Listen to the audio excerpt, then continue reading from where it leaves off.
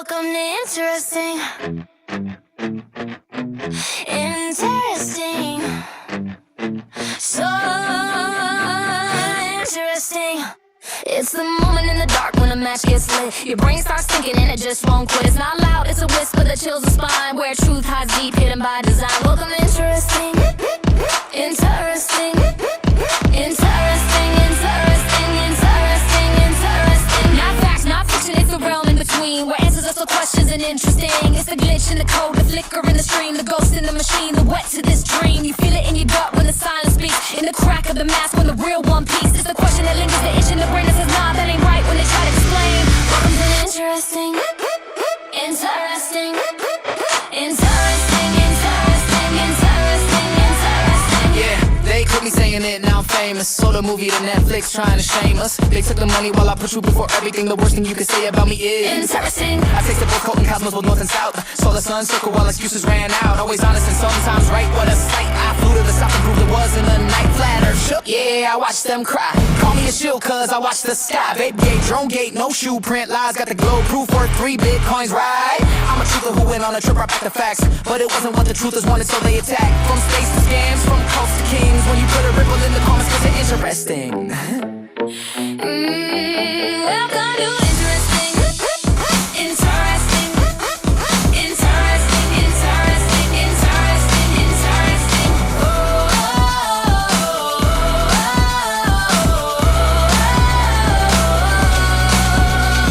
It ain't about clout or the loudest claim. It's the fire that burns when they forget your name. It's the glimmer in the static, the pulse in the void, the looking in places you're told to avoid. It's the savvy for thunder, the hush before proof. We almost stumble cause that's the path to the truth. It's a lighthouse bringing from a coastline of mania. This stress signal, but only the truth can save me.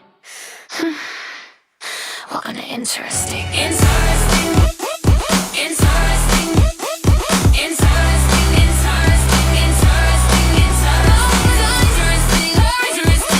interesting, it's so interesting now. So interesting, oh so interesting. It's so interesting, it's so interesting, it's so interesting now. So interesting, oh so interesting. It's to the show where we keep the truth clean. All I do is welcome you. This is interesting. Welcome to interesting. Interesting. Interesting, interesting, interesting, interesting. Oh, so interesting. That's so interesting. Interesting. This is interesting. Welcome to interesting. Interesting. Interesting, interesting, interesting, interesting. Oh, so interesting. That's so interesting. Interesting. Welcome. Whoa, that was nice. Pop right in my ear. How about that for you? Welcome to Interesting. And that's way too loud. What changed from last week? Who knows? Welcome to the show, everybody. It is time for another episode of Interesting, or The Interesting Show. Not sure what you want to call it yet. It is episode number 3. We're going to be talking about what really happened at the 2015 San Bernardino terrorist attack, massacre, shooting, whatever you want to call it. You can choose your own adventure today. But let me explain why. So the purpose of this show, real quickly, is so that I can go through some subjects that I may have formerly thought one way, and to look at them again to see if I've changed my mind. And if not, to put it out there. And again, if I'm wrong, then somebody will come forward and show me I'm wrong, and I'll change my opinion. So isn't that the way it should be done? I agree. But I want to be looking at tonight, if you don't remember this event, it was in 2015, December the 2nd. And it was quite interesting. Let's definitely say that. A lot of questions to be asked. I want to kind of lay out a timeline for you, show you where people were at different times, and then ask you the question that I don't think a lot of people asked themselves at the time: is this even possible? Are we, being expected to believe something that is not possible? Most likely not the case. And so we'll do that. And then if you disagree with me, you think it is a possibility that something like this could happen, then we will reassess. But I don't see it. I don't see a lot in this particular case because we've got no videos of these two people to start out. You've never even seen them. We just have two photos from a weird immigration lineup or something.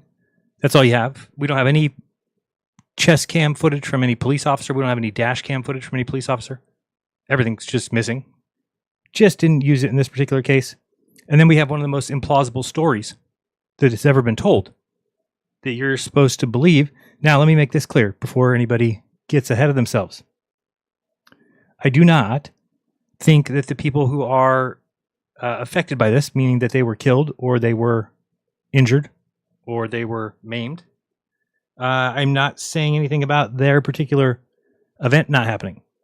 What I'm saying is that the story that we're being told, that these two people went into their place of business, or at least the man's place of business, and shot and killed 14 people and injured 22 others, is a very highly suspect story when we look at a few things like the interviews with people who said they saw 3 people leaving, 3 white men in fatigues, army fatigues, got into a black SUV and left. Later we find out, nope, it was just these two. We hear about the 2,500 rounds on each person, and this girl weighed, 96 pounds. Hard to believe. Doesn't mean it's not true. We have video footage of the inside of their house because immediately after the FBI was in there, it was opened up to the public. There's 150 people in their apartment. Very strange.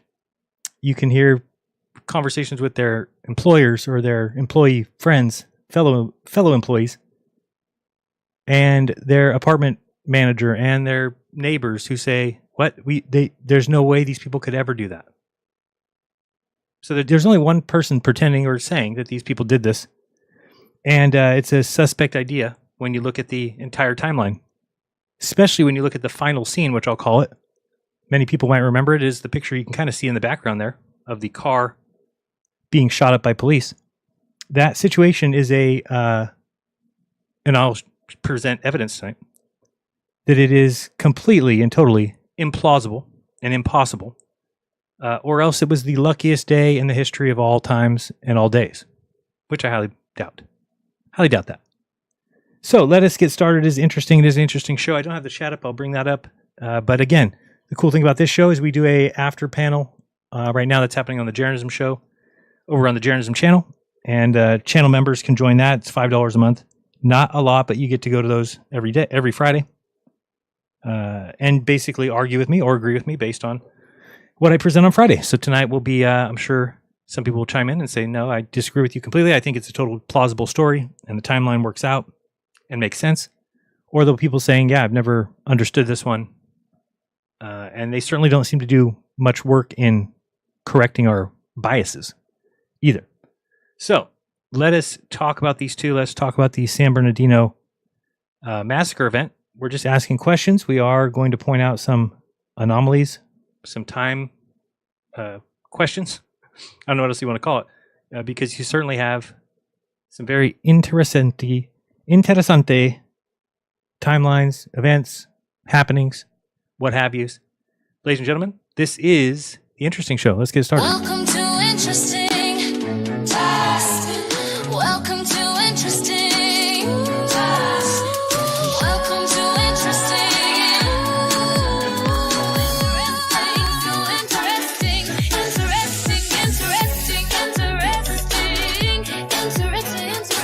Stop stressing, depression, your chest is congested. Such a blessing, confessing, interestingly digesting. Sandy, Aurora, pulse neck club tricks, gun control, false flags, pushing politics. Thomas Crooks is on the roof, ready for the shot. Wait, how did he get up there without being caught?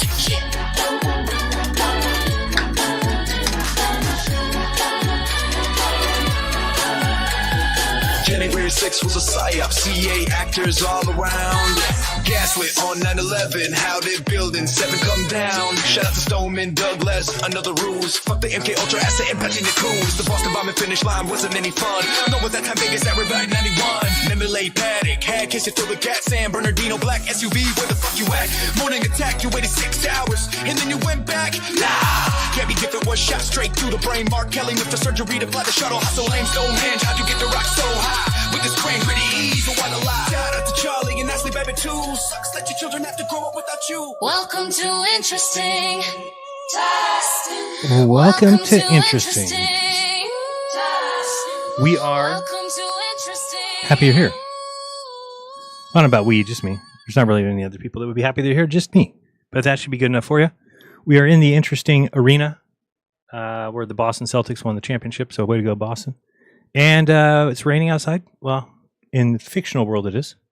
In pretend land it is. Let us bring on the good screen. There we go. If you want to donate to the show, well, I don't need to continue. I don't think anybody does, so we don't have to get into that. But if you wanted to, it's on the top there. Cash App, $ jeranism. Let us get into the interesting fact of the day, or the interesting story of the day. Oh, but I do have one thing I wanted to show you over here first. I like to bring some interesting videos at the beginning. And have you seen these videos lately? Maybe it's just my feed of these dogs doing crazy things, helping people out, saving an old lady, covering a baby during an earthquake. I actually sold into it for like 3 or 4 days. Where I was like, oh man, this is crazy. We're getting all these dogs. And then it hit me like, oh, they're all fake, aren't they? That would be the case. They are indeed fake. Oh, I see what I didn't do. Hold on one second. I have to do a different scene right here. I just got to duplicate this one. I forgot to put a YouTuber scene. YouTube. Yeah, we'll do that. Okay. Good enough, I think. In YouTube. And then we'll go this one. Get rid of that. Okay. I just want to bring up these videos. Is that the best way to show them? Yeah, now you've probably seen them. And I'm going to show them because first I was actually thinking these were real. And it's pretty embarrassing. You're like, really? Jaron, come on. Then again, I used to believe the earth was flat. If you haven't been paying attention to that story. Luckily, a book may be coming out sometime in the not in the near future, but soon enough. Soon enough. We are shopping the chapter around and getting some good dings, some good hits. We are doing display capture. Yes, sorry. This thing's trying to talk to me and I'm not paying attention. And yes, left side, ultra wide. Yes. Okay. Let's move this over. So you've probably seen these. Oh, hold on. That's going to block me. Don't want to do that. But I'm just wondering now at this point, I mean, can we believe anything? I know that's a rough thing to say, but what did I came up with oh yeah, I did. I wrote it down. I came up with, what do you think about this? Oh no, I don't have my phone. Chait. I don't know where I put it, but maybe it's out in the garage. I don't know. Anyway, I came up with a new saying for the end of the show. But basically what it is that what I'm trying to get across is if you believe everything you're told, you'll be up for embarrassment and pain. But if you believe nothing that you're told, then you'll be in the worst predicament and disarray of all time. And basically what I'm just trying to get across there is that it's very easy to say, well, I don't want to be a sheep and just believe what everybody believes. I don't want to be a sheep and believe everything the news says. But if you don't have some standard where you start saying, okay, well, this does have sufficient evidence, this I will believe. If you're just a dearth ball and you just say everything's fake, oh, Charlie Kirk got shot, no way, it's fake. Well, how come? Well, because, come on. Charlie Kirk, what? They just happened to have a camera there. He just happened to be there. He just happened to get shot in the neck. And you just go down this staircase of disgusting black-heartedness. And you don't want to have that happen to you. So don't do it. Don't be like Dave Weiss. These guys are like Christians, like attacking that guy's wife. Can you imagine? Just attacking her. It's like they never even think like, what if I'm wrong? I could be wrong, right? Maybe God's not going to be up there celebrating in heaven, giving me high fives for saying his wife was a man. She's in on it. She's, abducting kids in Romania or I don't know, who knows. Who knows? Go listen to RB if you want that kind of content. He always goes full RB, which is not recommended. Not recommended at all. Okay, so like these videos, you seen this? Where you're like, at first, I'm saying like, hey, that's really cool. Look at this dog. He like senses something, gets up, covers his baby. I'm like, what is that? And then this room, you're like, wow. I think it's fake. How do I know that? It says Sona right there on the screen. Right there. There's your, okay, so it's AI. Like, son of a bitch, Jaron. So then I'm assuming this one's fake as well, which I actually watched this and was like, wow, that dog's cool. Oh, gotta press play. Dog like, Grandma, get up. She's like, what?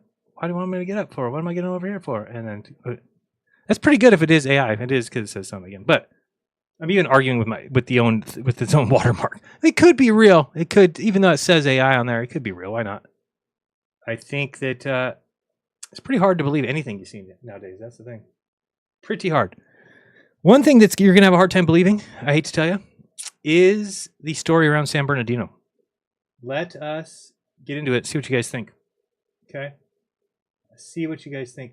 Let's start out with the. I always like to go, if we can, to the very left side funded. By the way, there's a great documentary on what Wikipedia has done. No, I wanted San Bernardino shooting wiki. We got to read the the mainstream. What does the actual thing say? Okay, I get you. You got to go to the browser. Jaron, come on, wake up. Okay, so we got 2015 San Bernardino attack. Okay, and certainly they are going to make it sound a little strange here at the beginning, I think. So it says on December 2nd, 2015, an Islamic terrorist attack consisting of a mass shooting and an attempted bombing occurred at the Inland Regional Center in San Bernardino, California. The perpetrators, Saeed Rizwan Farouk and Tashlin Malik, a married couple living in the Redlands, targeted a San Bernardino County Department of Public Health training event. And this is for, by the way, it's for disabled people. So that regional center, that's all it really handles is disabled people. Like, what kind? So now we're supposed to believe that these Islamic terrorists, they wanted to enact jihad on the retards at San Bernardino Hospital? Doesn't make any sense.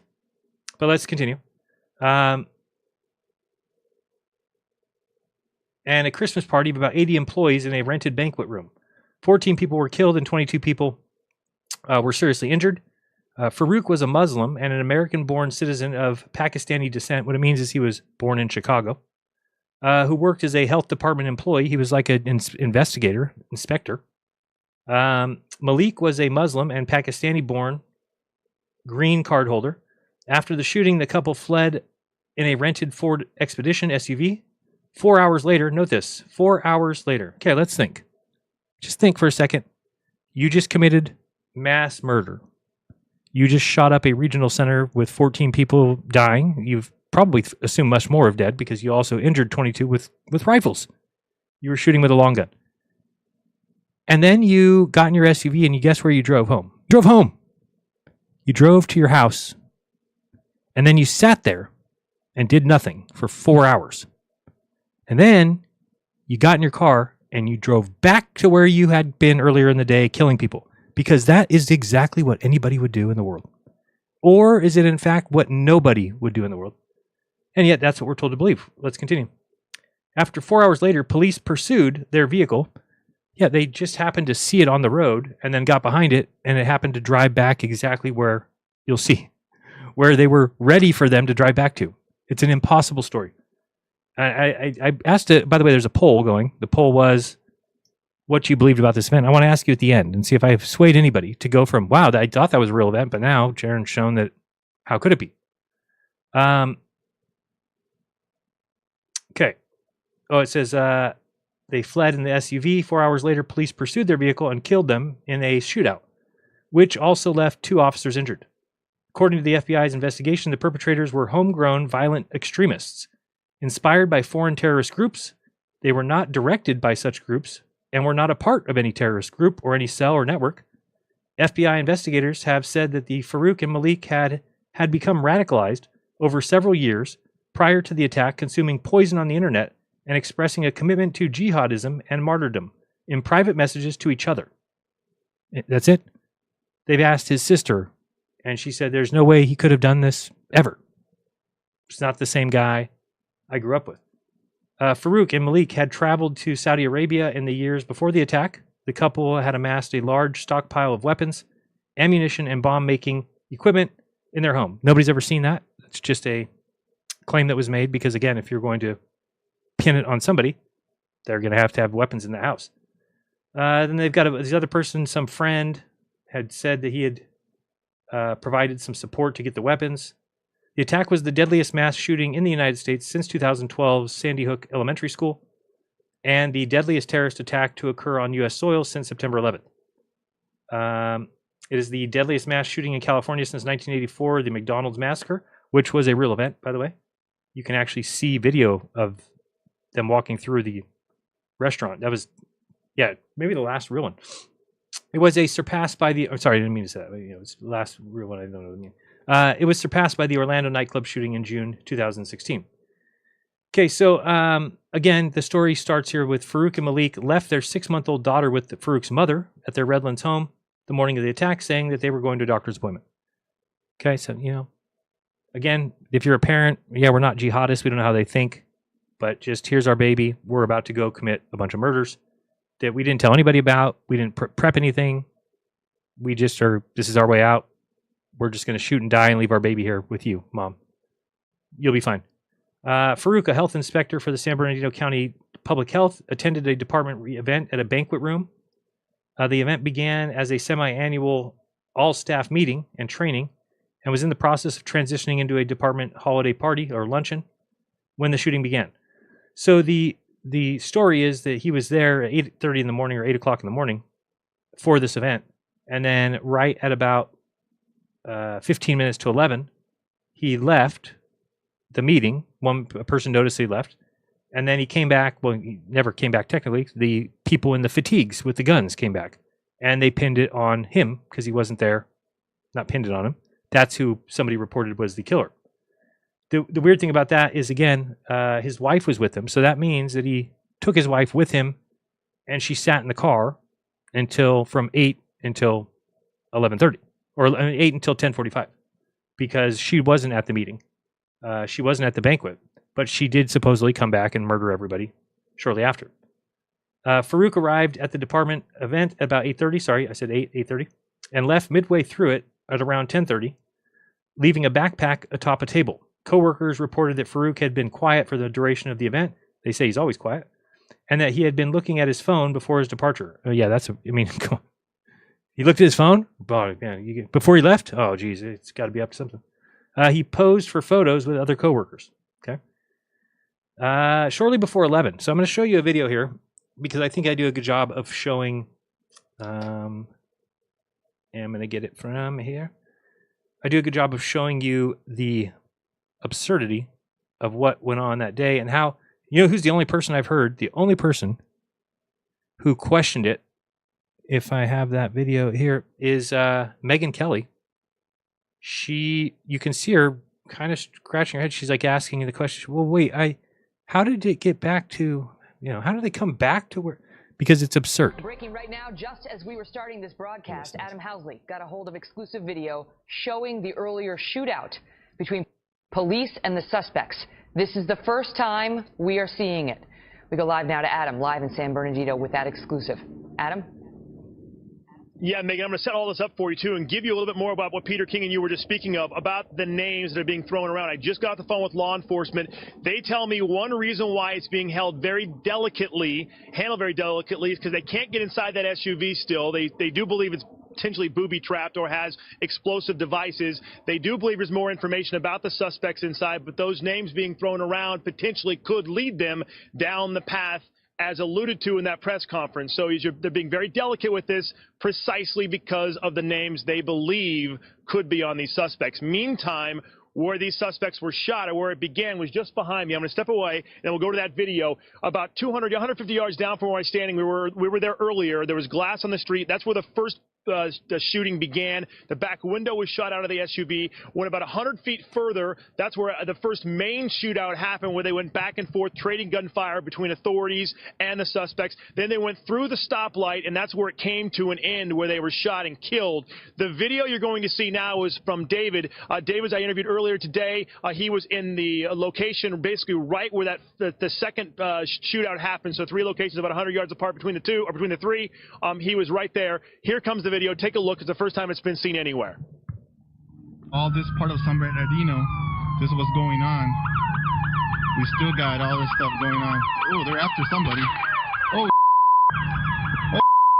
something's going. We're going to come back to that because it's going to be a little bit out of place yet for you to see that. I want to kind of lay out exactly what's going on when we get to that point, because that's a big deal. You can see that, okay? So let me bring this one up. Hopefully this will be simple. Yep, they got me again. Really ridiculous. I mean, I don't promote hate. I'm certainly no bully. But YouTube gave me another, well, strike. Okay, so I wanted to show you this video because I do is this where I do my little drawing? Yes. This will be fun. There's a little animation here that's going to walk you through what happened as far as the timeline. So let's, I'll kind of stop it if I need to clarify. All right, well, yeah, he looked like, sorry about that, looks like Oh yeah, weird things like that happening. This guy starts talking to this. I'll just rewind it just a little bit. Starts talking to this. Actually, I'll rewind it a little bit more. Started right here where this guy talks about who was seen leaving the event. he's getting there in under 3 minutes, and the SWAT being there in under 11. What is surprising is that the assailants got away at first. Something else that's surprising is there was quite a few people who witnessed the people that drove away from the scene in a black SUV, and everyone described them, as this gentleman does, as 3 white males dressed in military or tactical gear. Where I was at right here, we seen there was 3 white men in military fatigues taking off. What were they driving? It was a black Impala, like SUV, or yeah. You think that they might have been the shooters? Yeah. The way they were driving, yeah. Yeah. And how many shots did you hear? Oh, a lot. It was a lot. It sounded like, like I said, it sounded like a gun range, just shots going off like crazy. It was a lot of shots. What's your first name? So unfortunately, what makes a lot of sense in this case is if you end up at the end story and you just say, oh, this was all done by some secret clandestine military group. It's just a military operation. And what they do is they do these operations so that everybody in the town still has to respond as if they're real, because they are real. However, the perpetrators are never who they say they are. The perpetrators are the setup. So that's what, if you were to ask me, put me, waterboard me and ask me what I think happened here, I would say yes, 3 military men went into, probably our own military, went into that regional center and shot, for some reason, 14 people and injured 22. And then they fled in a black SUV. Later in the day, they set up a final scene in which a Iranian couple would be killed in the street in front of everybody, even though there's no way it was them. That's what I think happened. So we'll continue. Well, close, but no cigar. I mean, those 3 That looks like 3 white men to me, though. white males I can see that. turned out to be a husband and wife of Middle Eastern descent. So you were close, but no cigar.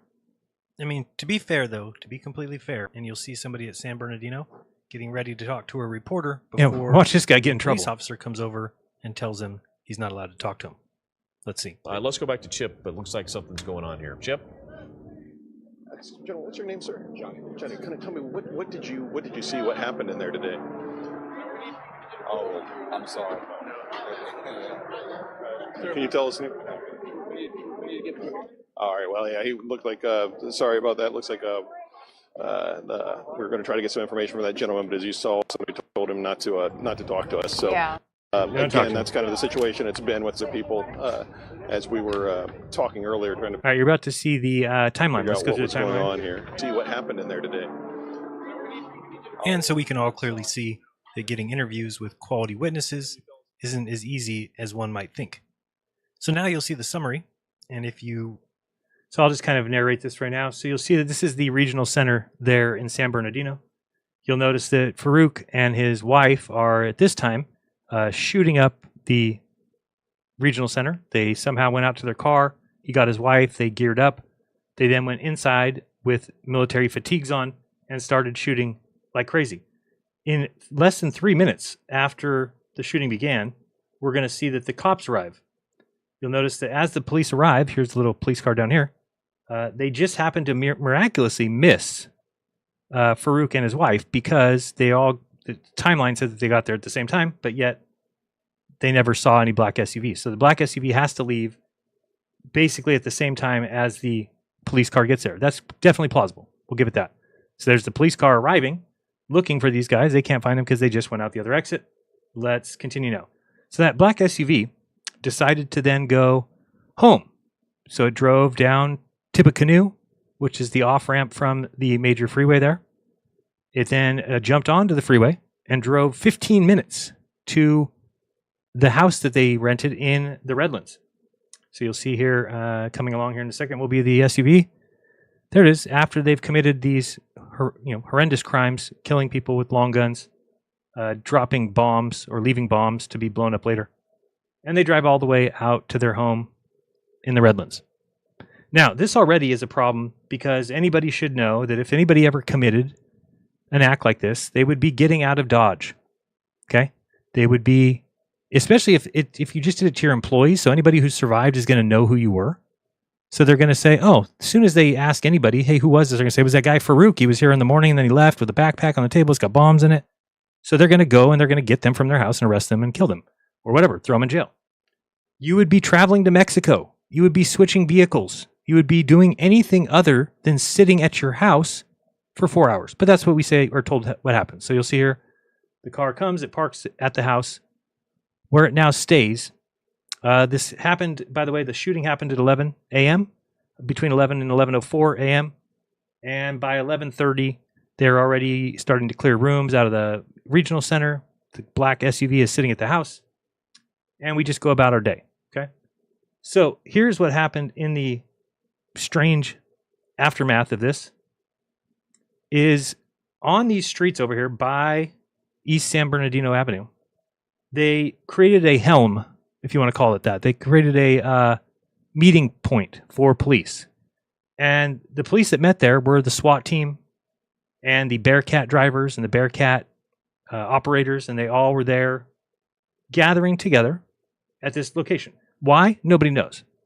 The car is gone. We don't know where the perpetrators are. They shot up a bunch of people at a regional center and they took off. Nobody knows where they're at. For all we know, they're on the freeway on their way to Mexico, which would be the smart thing to do, right? So anyway, they just start setting up for some random reason. You'll see here's a little Bearcat getting there. People start showing up, and you'll see video of that in a second, so I can prove that to you. And this is where it gets pretty crazy. I have the Bearcat, it's parked on the street here, but I just wanted to show you as we get to the end. Here's the end story, okay? So remember, we just talked about them shooting up the school. They drove to their house. They parked there. Sorry, not shooting up the school, shooting up the regional center. It's kind of raining there. It goes down there. Now, around, they say, at 3 o'clock. Okay, so remember the shooting happened at 11. So 4 hours later, 3 o'clock p.m., somebody said the name, Farouk, whatever, that guy's name. So they looked up where he lives. Now they have his address. So they say they sent an unmarked police car to go to the location. Okay, so they're driving to the location. Now, what are the chances of this? Who knows? But it just so happens that as they're driving to the location, they happen to pass the black SUV. The black SUV has now left the house and just happens to be, by pure luck, in front of now, as it's driving back, the police car that's unmarked that went there to get it. Now, they're just following them. They don't have lights on. They don't have anyone knowing that it's there behind them. And where does that black SUV decide to go? The black SUV drives back to the location where they committed the crime. I don't think it's ever happened in the history of the world. But we're supposed to believe it happened here. That this husband and wife just said, what are we going to do today? Let's go relax at the house for 4 hours, and then let's go back to where we murdered all those people. They're not looking for us, I'm sure. Should we go back? Let's go back. So they go back. They get off on the same exit as they did before. They get off on Tippecanoe, and they start heading back towards that regional center, but instead they make a right, which lands them on East San Bernardino Avenue. Okay? Now, in one of the funniest things I've ever seen, or one of the funniest scenes I've ever seen, remember that this would all be not known. Okay, you can't know where this black SUV is going to be driving. It's filled with perpetrators who just committed mass murder. How do you know anything? You don't know anything. But you're going to notice something funny here. That all these cop cars start to be lined up on a street that just so happens to be the street that they end up killing all of these people, or killing the husband and wife in. Also happens to be a block away from the place that they were setting up all day with the Bearcat and the SWAT team, to that they just had to go around the corner and block the car that was coming this way, and then boom, we murder the people at the end of the scene. End scene. Everybody, don't worry about it. Don't worry about it. It doesn't. I know it sounds. Things can be weird. People can randomly go back to the place that they committed crimes 4 hours later, and then happen to get pinned in an exact spot that you set them up to be pinned, even though you were following them. They weren't following you. You were following them. You cannot make somebody you're behind drive a certain direction. They're going to go wherever they want. So how in the fuck did this people end up on exactly the street that is set up for the final scene? It's borderline insanity that this was ever passed across to the people as a real event. Or again, I'm not saying the people who said they died didn't die. I think they did die. So who killed them is the question, because it certainly can't be this couple. Why would they do this? Why would they come back? They go down the street here. They hit the corner there, and then we have video footage from a guy showing them being trailed. Again, it's crazy because it looks like they're going 40 miles per hour. It looks like they're going 10. So then, remember, there's an unmarked car behind the black SUV. Then it turns on its lights. Then for some reason, the black SUV has it on its hazards. And then it shows up on East San Bernardino Avenue. We see this guy. He's filming from here. We'll see that in a second. All of a sudden, here you see the Bearcat coming around. He just happens to go one block up and block the black SUV. Now, this is 4 hours after what in the hell?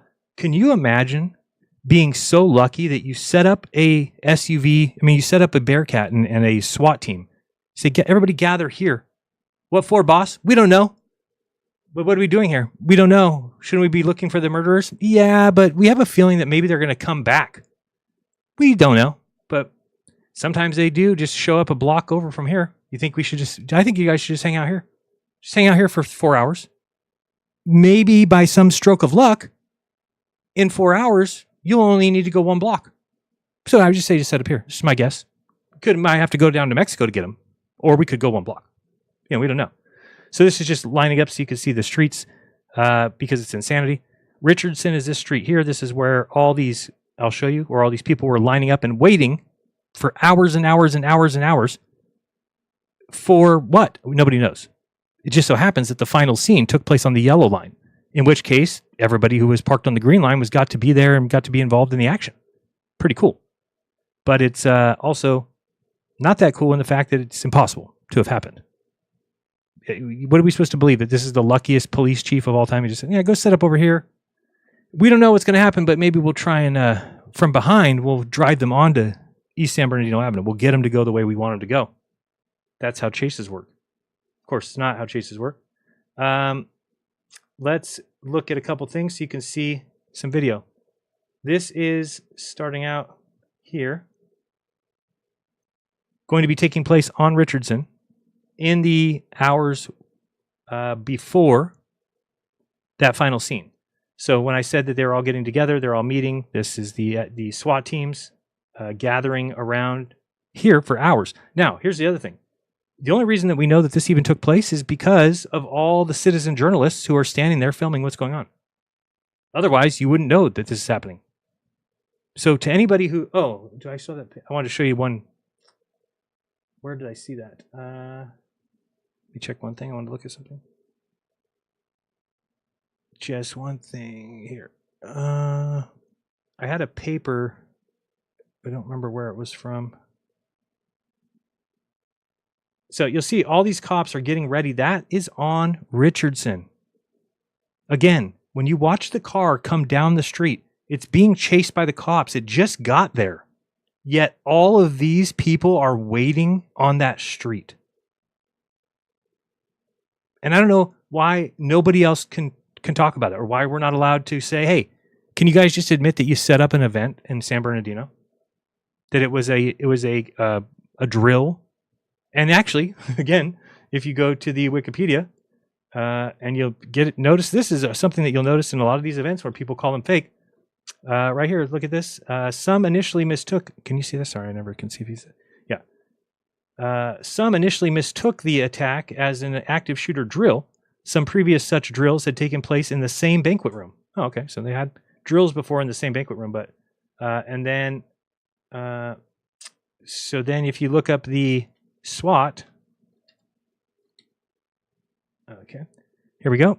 The San Bernardino SWAT team happened to be conducting its monthly training exercise a few miles away from the scene at the time of the attack, which allowed them to arrive at the scene within 11 minutes. And then because they were doing their training, it also allowed them to say, let's set up shop right here for the next 4 hours and see what happens. But the guys left. They've left the city. Yeah, but you never know. Sometimes they come right back to where they did the murder before, and then we just happen to be, we'll wait here because we have like a 1 in a billion chance. And I think it's pretty good chances that they'll come back and we'll just murder them. We'll just go around the corner and then shoot them. What do you think? But there would be a 1 in a billion chance if they would go back to the same place, right? Yeah, but we think that's pretty good chances. So we're just going to hang out here for 4 hours and everybody get together, get all the SWAT team together. Then we'll just drive around the corner and kill the husband and wife team that we've been looking for all day because we have a feeling they're going to just come right back here. I mean, it makes the least amount of sense I've ever seen of anything. Seeing this, okay, you got that one. So anyway, we had a drill going on, or that people thought it was a drill because there was drills that went on in that same room. And then also the SWAT team happened to be conducting its monthly training exercise. So everybody got to play training for real.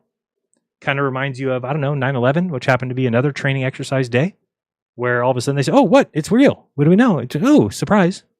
We didn't know. We were just doing a training. It just happened to be real that day. Pretty crazy. Pretty crazy. Okay, so back to here. Again, these people are all lining up on Richardson. And I could show you that. You can see, although I noticed today that they redid the corner there. It's not the same anymore. This guy being a jerk coming over trying to get this guy's ID or something. It's like, no, I'm not doing it. Hours. 300. I gotta go, sir. That's a lot of hours. I gotta go. You got your regular ID that goes with it? That's all I need, sir, by law. Take a hike, dude.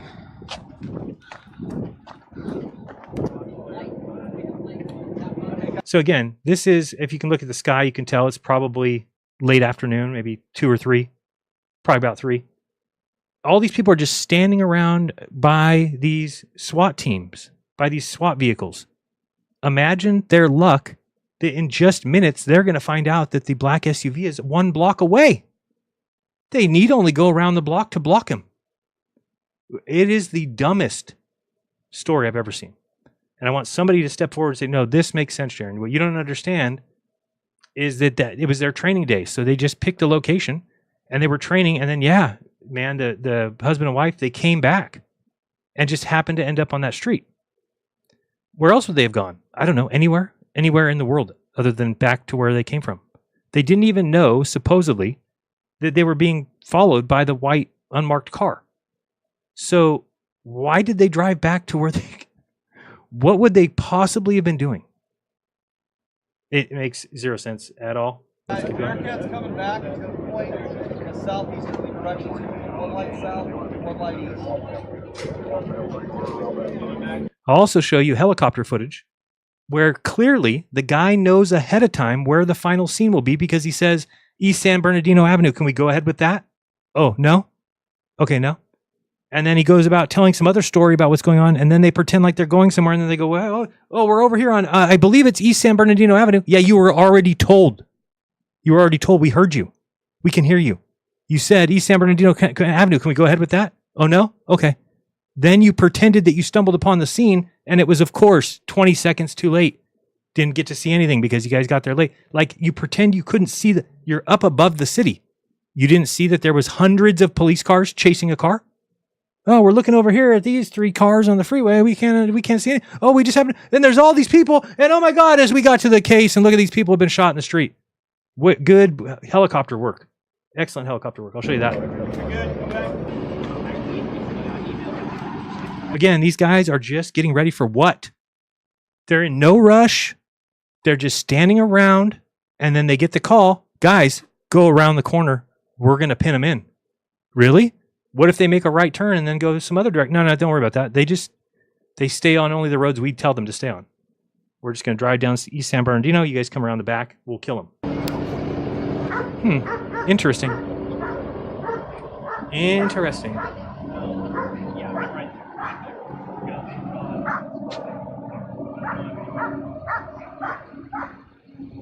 Just standing there. Everybody getting ready. What are we waiting for? What are we doing? Now they want everybody to leave.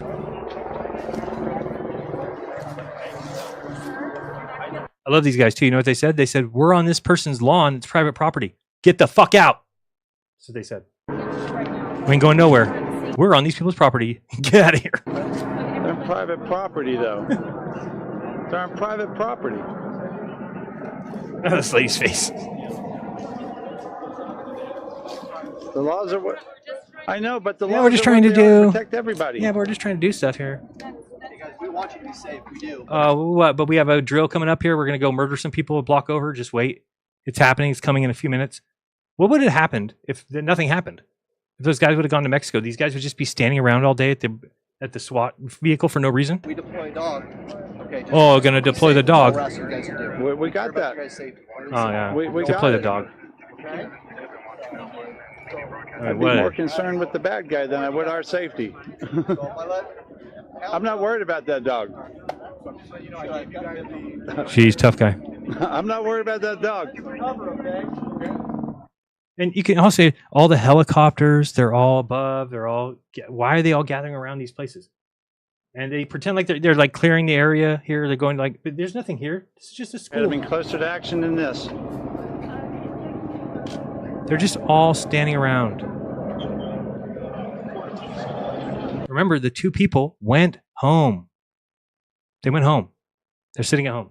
Now, you could say, well, Jaron, they're looking for the two people, but you saw them leave in a black SUV.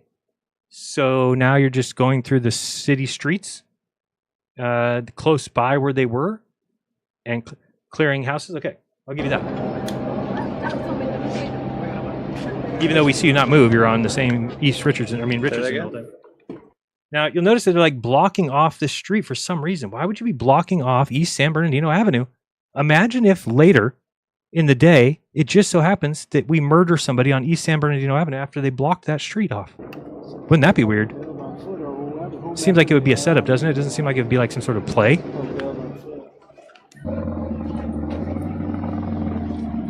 Oh, now we're moving. Okay.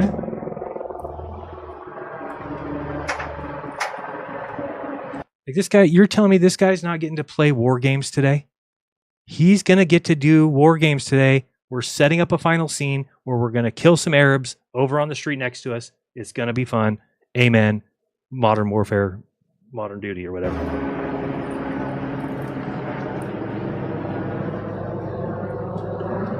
They pay a lot of money for these cars. You know how much that vehicle costs? You cannot go 8 months without using that vehicle. You have to have an event. You have to have mass casualties. You have to get out the SWAT team. It's mandatory. That car's not going to drive itself around town. Where are you guys going? Why do you have your guns out? What's going on? Why is everybody lining up to go somewhere? Where do you possibly have to go? It looks like it's about 3 o'clock. Where would you all be going? Seems strange to me.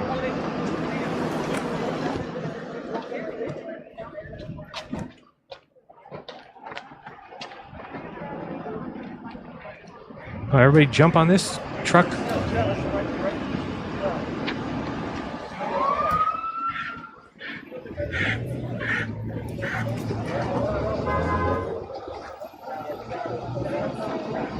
A bunch of Freemasons getting to play war games is what it looks like to me.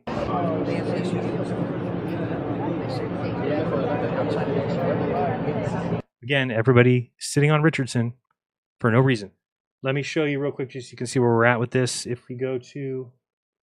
I didn't close it, did I? I didn't think I did. Hold on, let me see if I closed Google Earth. I didn't mean to. Oh, I put it over here. Remember, wrong screen. Let me go to my. I'll bring it over here. Be easier. All right. So here's your Google's Earth, and just to show you again how absurd this is. Okay.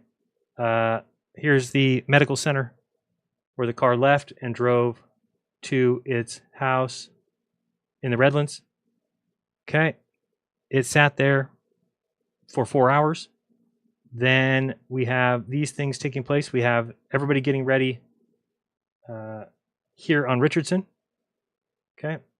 Throughout this whole street.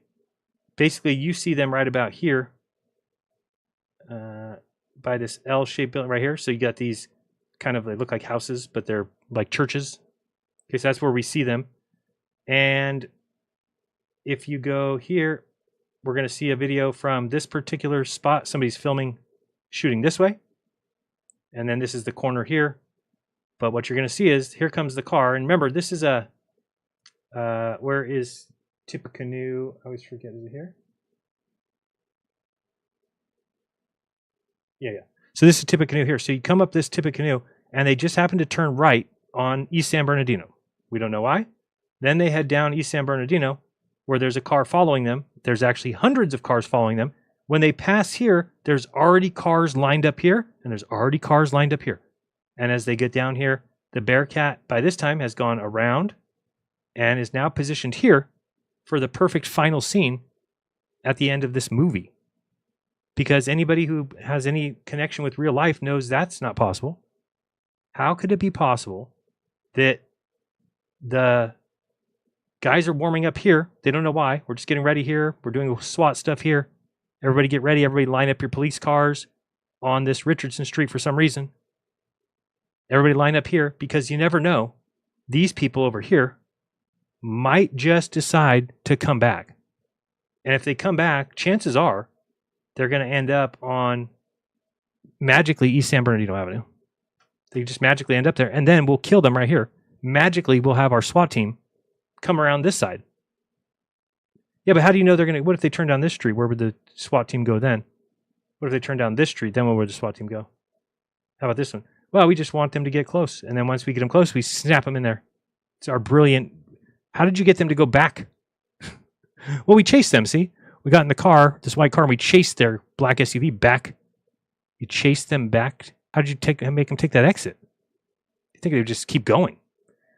But we can't ask them because you guys unalived them, if you remember right. So you say. Or so we're told to believe.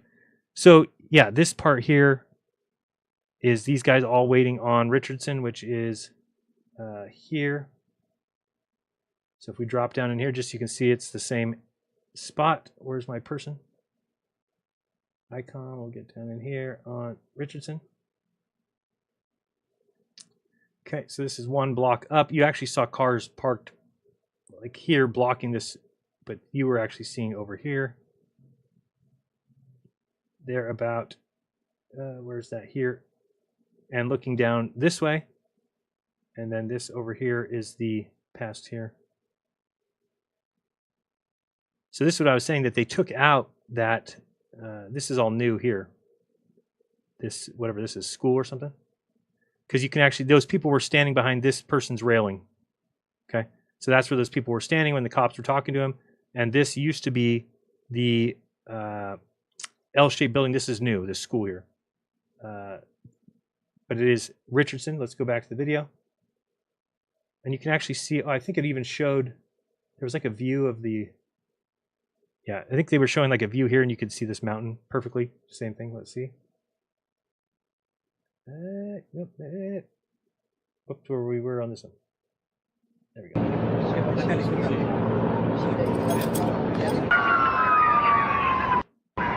Sorry about the sound there.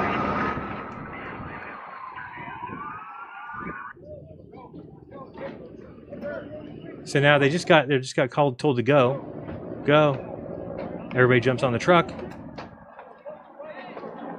Everybody's getting excited. Remember, in the meantime, the car has to be coming down. It's not even there yet. So magically, these guys have the premonition of all premonitions.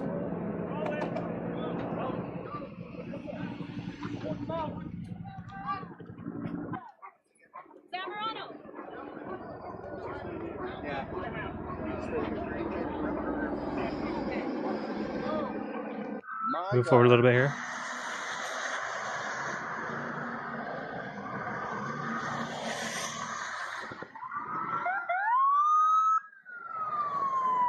Again, this is impossible if you understand the timeline. These are all cars racing towards East San Bernardino Avenue.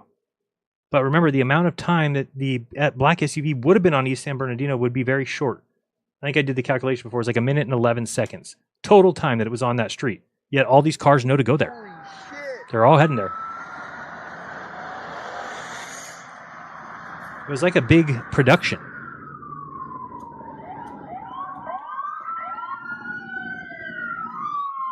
Dude, look at all these. Oh my God.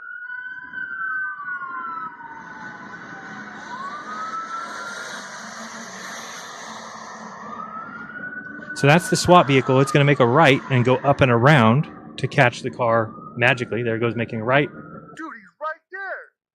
So that car goes right, goes up around, and then meets the killers.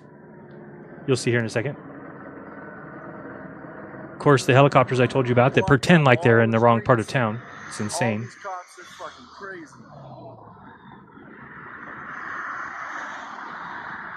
It's like a game. What are they doing? Blocking everything up. More SWAT. Woo!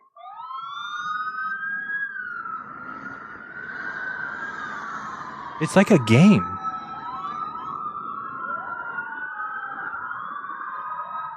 This guy cut the door open, man. He's fucking ready to jam.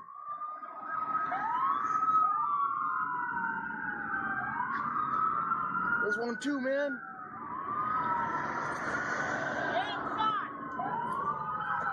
They just told me to get inside.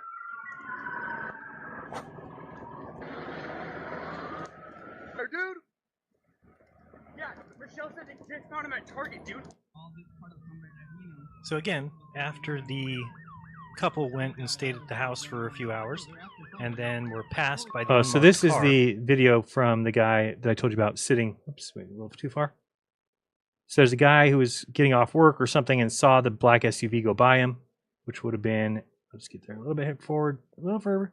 Okay, here. So this is the video that he took. So this is just to show you on the map.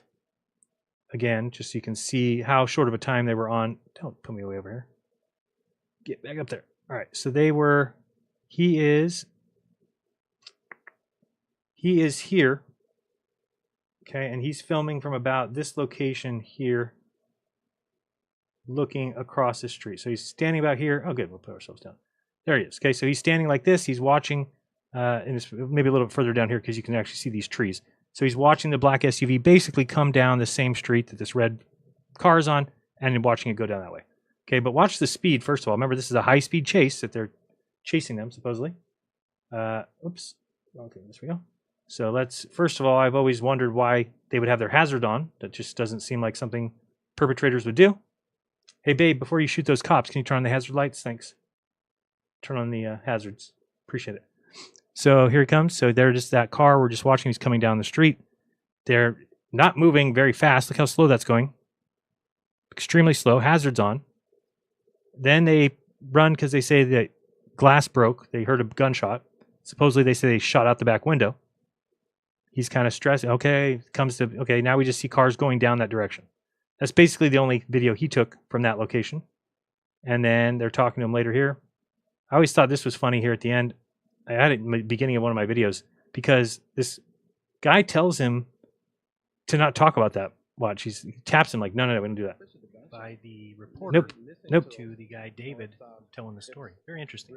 He didn't want him to talk about the bullets at all. Powerful weapons that were flying in hands, as we heard from the press conference. Now knowing that, I mean, troubling. Yeah, it is. I mean, having that right in front of us, in front of, some of the employees were, that I was talking to outside of the, getting escorting them outside. They were just, take cover, let's duck. It's just there were scary noises. Hey, if you want to show that video one more time, Megan, I want to ask you too, real quickly, when you looked at your phone after it all went down, and you looked at the video again, I mean, it's pretty amazing. It sure was like, wow, I actually recorded that, and it's happening, and listening to the gunshots, especially the gunshots. No, we don't talk about that. Listening No. to those, it's really, really ugly. I would have said the same thing. I would have been like, it's really, really ugly. Why are you fucking tapping me, dude? Don't tap me. Leave me alone. Okay, let me, so I just showed you where that was. Okay, so this is the helicopter footage that is also the capper. Remember, you're looking at a city from above it, from a helicopter. I don't know how high helicopters are, but they're probably, let's say they're, I don't even know, 1,000 feet? Probably less, I don't know. Let's say they're right here. This is what, 1,600 feet. Okay, if you span the city, you're going to see pretty easily where there's traffic headed. When you see this, when you see the amount of people that this event has at it, when you see all the cops that are all there and the helicopter pretends like he didn't see it the whole time, it's kind of like it's a slap to your intelligence. It's like, wait, what? How did you not see? On East San Bernardino. Let's watch. And he asks, can I go with it? And they don't want to say yes quite yet.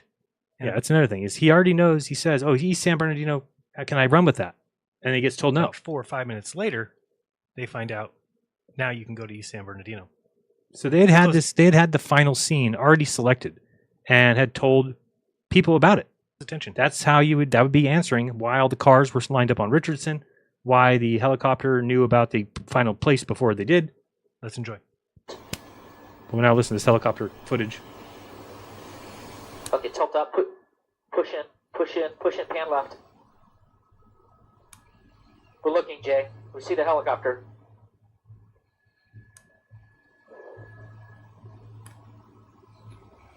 Don't pull. Just figure the center of his orbit.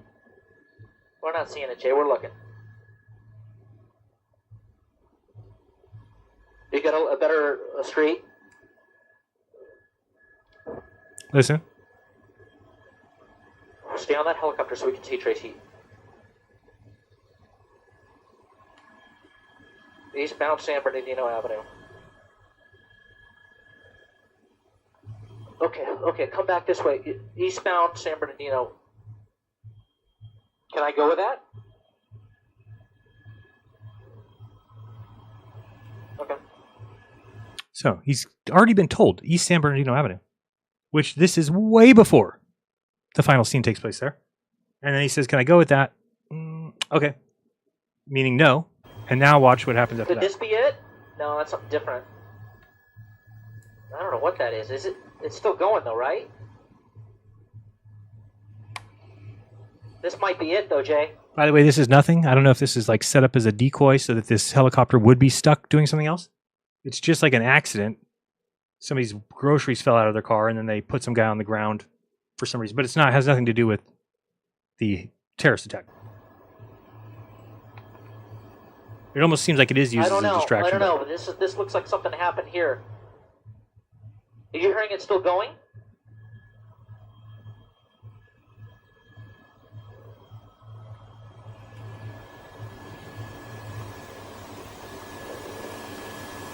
Where is that, Tracy? Where are you pointing?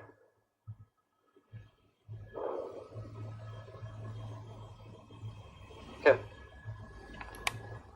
Also, pay attention to shadows because we're going to see something. But you can tell everybody's got a long shadow. Okay, just point that out. Push in on that. Double up on that.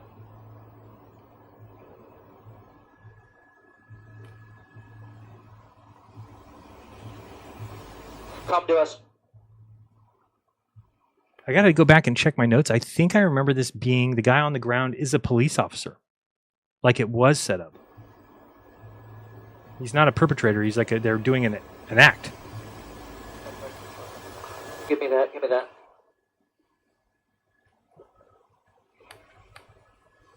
Now remember, going on right now is the chase of the black SUV on the freeway. They've now got off at Tippecanoe. Well, David, we're trying to discern what exactly is coming on here. What we've got here is that we've got officers around a suspect that appears to be down. It's uncertain. We've heard that there has been shots fired. We're not exactly sure what the location is, but you can see. Okay, so now he's heard that there's been shots fired. So certainly not here. If he's talking about the other place, then it's already going on. So this helicopter is so good at its job that it's filming a completely random incident on the ground, where just over there is exactly what they're supposed to be covering is this murder. Here, there's a vehicle that was here that was involved in a traffic accident. You can see multiple cars involved in here. It hit this area here. You can see all sorts of debris on the road. Right now, we're trying to get a better location, but right now it appears that there is a suspect down. This is about probably about a mile or two north of the IRC where the multiple shooting has happened. Again, we don't know right now if this is actually has anything to do with this, or is this something totally separate. We did understand that units were in pursuit, and we understand that there were possibly shots fired. Now we see suspects. So, if they were in pursuit and there were possibly shots fired, then that was ages ago. And it means that that the event already happened. The suspect is down right here, uncertain if he's just in custody or if he's injured. We're going to try to get a better location here. I'm going to come off this for a second, try to get a street name for you if we can. It's in a residential area. Again, it's very difficult to see. We'll try to get that for you in a second. But multiple agencies closing in the area. You can see that we still have suspect officers driving eastbound in the area. We understand that there still might be a pursuit going on. So we're going to come off this area right now. Okay, so now remember, they're looking for a pursuit. They're looking for a place where, I don't know, in town, there's 100 cars following another car. I don't think it'd be very hard to find myself. These officers here that might be continuing to what officers may be still in Zoom out and look at the big picture. Something completely different. Lots of interesting information going on. Interesting. He said it too. Trying to speed southbound. We'll go ahead of them to see if there's actually a pursuit that is south of them right now. Trying to get information from the desk here on where it is. We're looking for the helicopter. We're looking for more black and whites. But again, we're going to try to maintain this area. This is an SUV. We're hearing that there might be an officer down. Then that was ages ago. Then you're the most behind people of all time. Now they see, if you saw these cars racing, what would you do if you were the helicopter pilot or with the guy? Wouldn't you look ahead? Well, I see these cars racing. Let me look ahead. That'll be the best way to find out where the activity is. Nah, we'll just stay on the cars like that. Just keep following. Yeah, we'll look at this car. Don't go too far ahead. I need you on the map.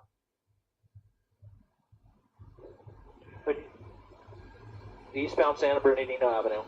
See there? So he already got told eastbound San Bernardino Avenue 5 minutes ago.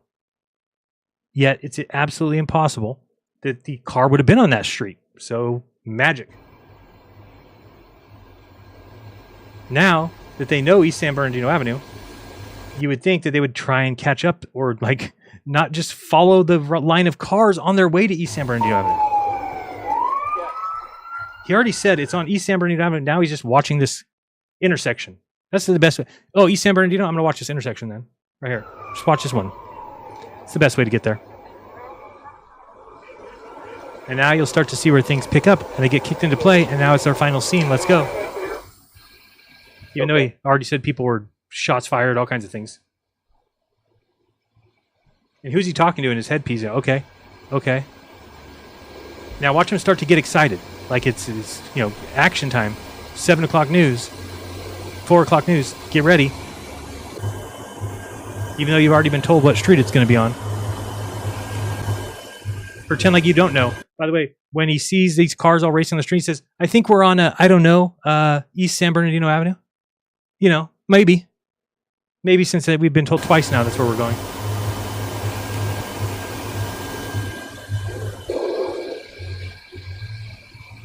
Well, we've got a pickup truck here, David. And, we got a pickup truck, David. Units appear to be, now we're off of that. Oh, now we're not. Sorry. Now we're just watching these cars. It's very difficult. We've got a lot of black and whites all throughout the area. We understand they still might be in pursuit. We're trying to get ahead of this pursuit. This is right. Why don't you go to East San Bernardino Avenue? Southbound in the area, trying to get better locations here. But they are chasing a suspect, trying to get just when we thought we had it. Again, very difficult to get to. We're trying to get, now we got units going eastbound from this location. We'll see if this is the actual area here. Oh, what do you know? Black and white police vehicles from multiple agencies going different areas. Now we're going eastbound on San Bernardino, we believe it is. Now we're going eastbound on San Bernardino, we believe it is. You're not even good liars. Trying to get ahead of this to see. No, you're trying to get ahead of it now? Why weren't you trying to get ahead of it before? What we've got here, we got multiple officers. Oh, look at what we got here. Now we're here. Look at all these people. We didn't see all these people before. We didn't see the entire street is completely blocked by cars. We didn't see it from the air. We had no idea this was going on. We were over there looking at that one car couldn't see that there's an entire block filled with cars. Couldn't see that. Too far over there. Here. This is where a suspect is at.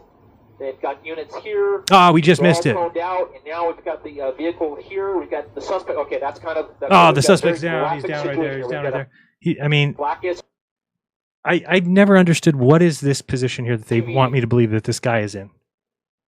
So he's drove down this road. We saw him pass that guy. Here goes the black SUV, and there was a cop car right behind him. But he stops here, and there's no cop car right behind him unless you count this one here. So they just stopped the car and then started to shoot at the cops that were behind them, even though the whole time there was just like one, but then they just waited till there's 100 and said, now it's a good time, turn around, let's shoot. Then somehow he got out of the car. By the way, we don't see any of this. There's no dash cam footage. There's no helicopter footage. There's no footage at all. There's not even footage of the husband and wife at all. Ever. During that day, there's no footage. Now, you can look it up and they'll say like, oh, because of the sensitivities behind this incident, a lot of the videos never made it to the public eye. That's what they say. So this guy then got out of his car and ran across the street. Where was he going? Shooting at cops that are numbered in the 200 behind him. And then eventually he dropped his rifle. And what is going on here? Is that him laying down or stand? What is going on? It doesn't even look like a person. We just saw from above a bunch of people in that parking lot. We saw what people's shadows look like. We saw what people look like. Is that man kneeling? What's going on? Why do I see a shadow as if he's up? But we saw the shadows for things are long, not a short shadow. This is blood. This is blood coming from what? His arm?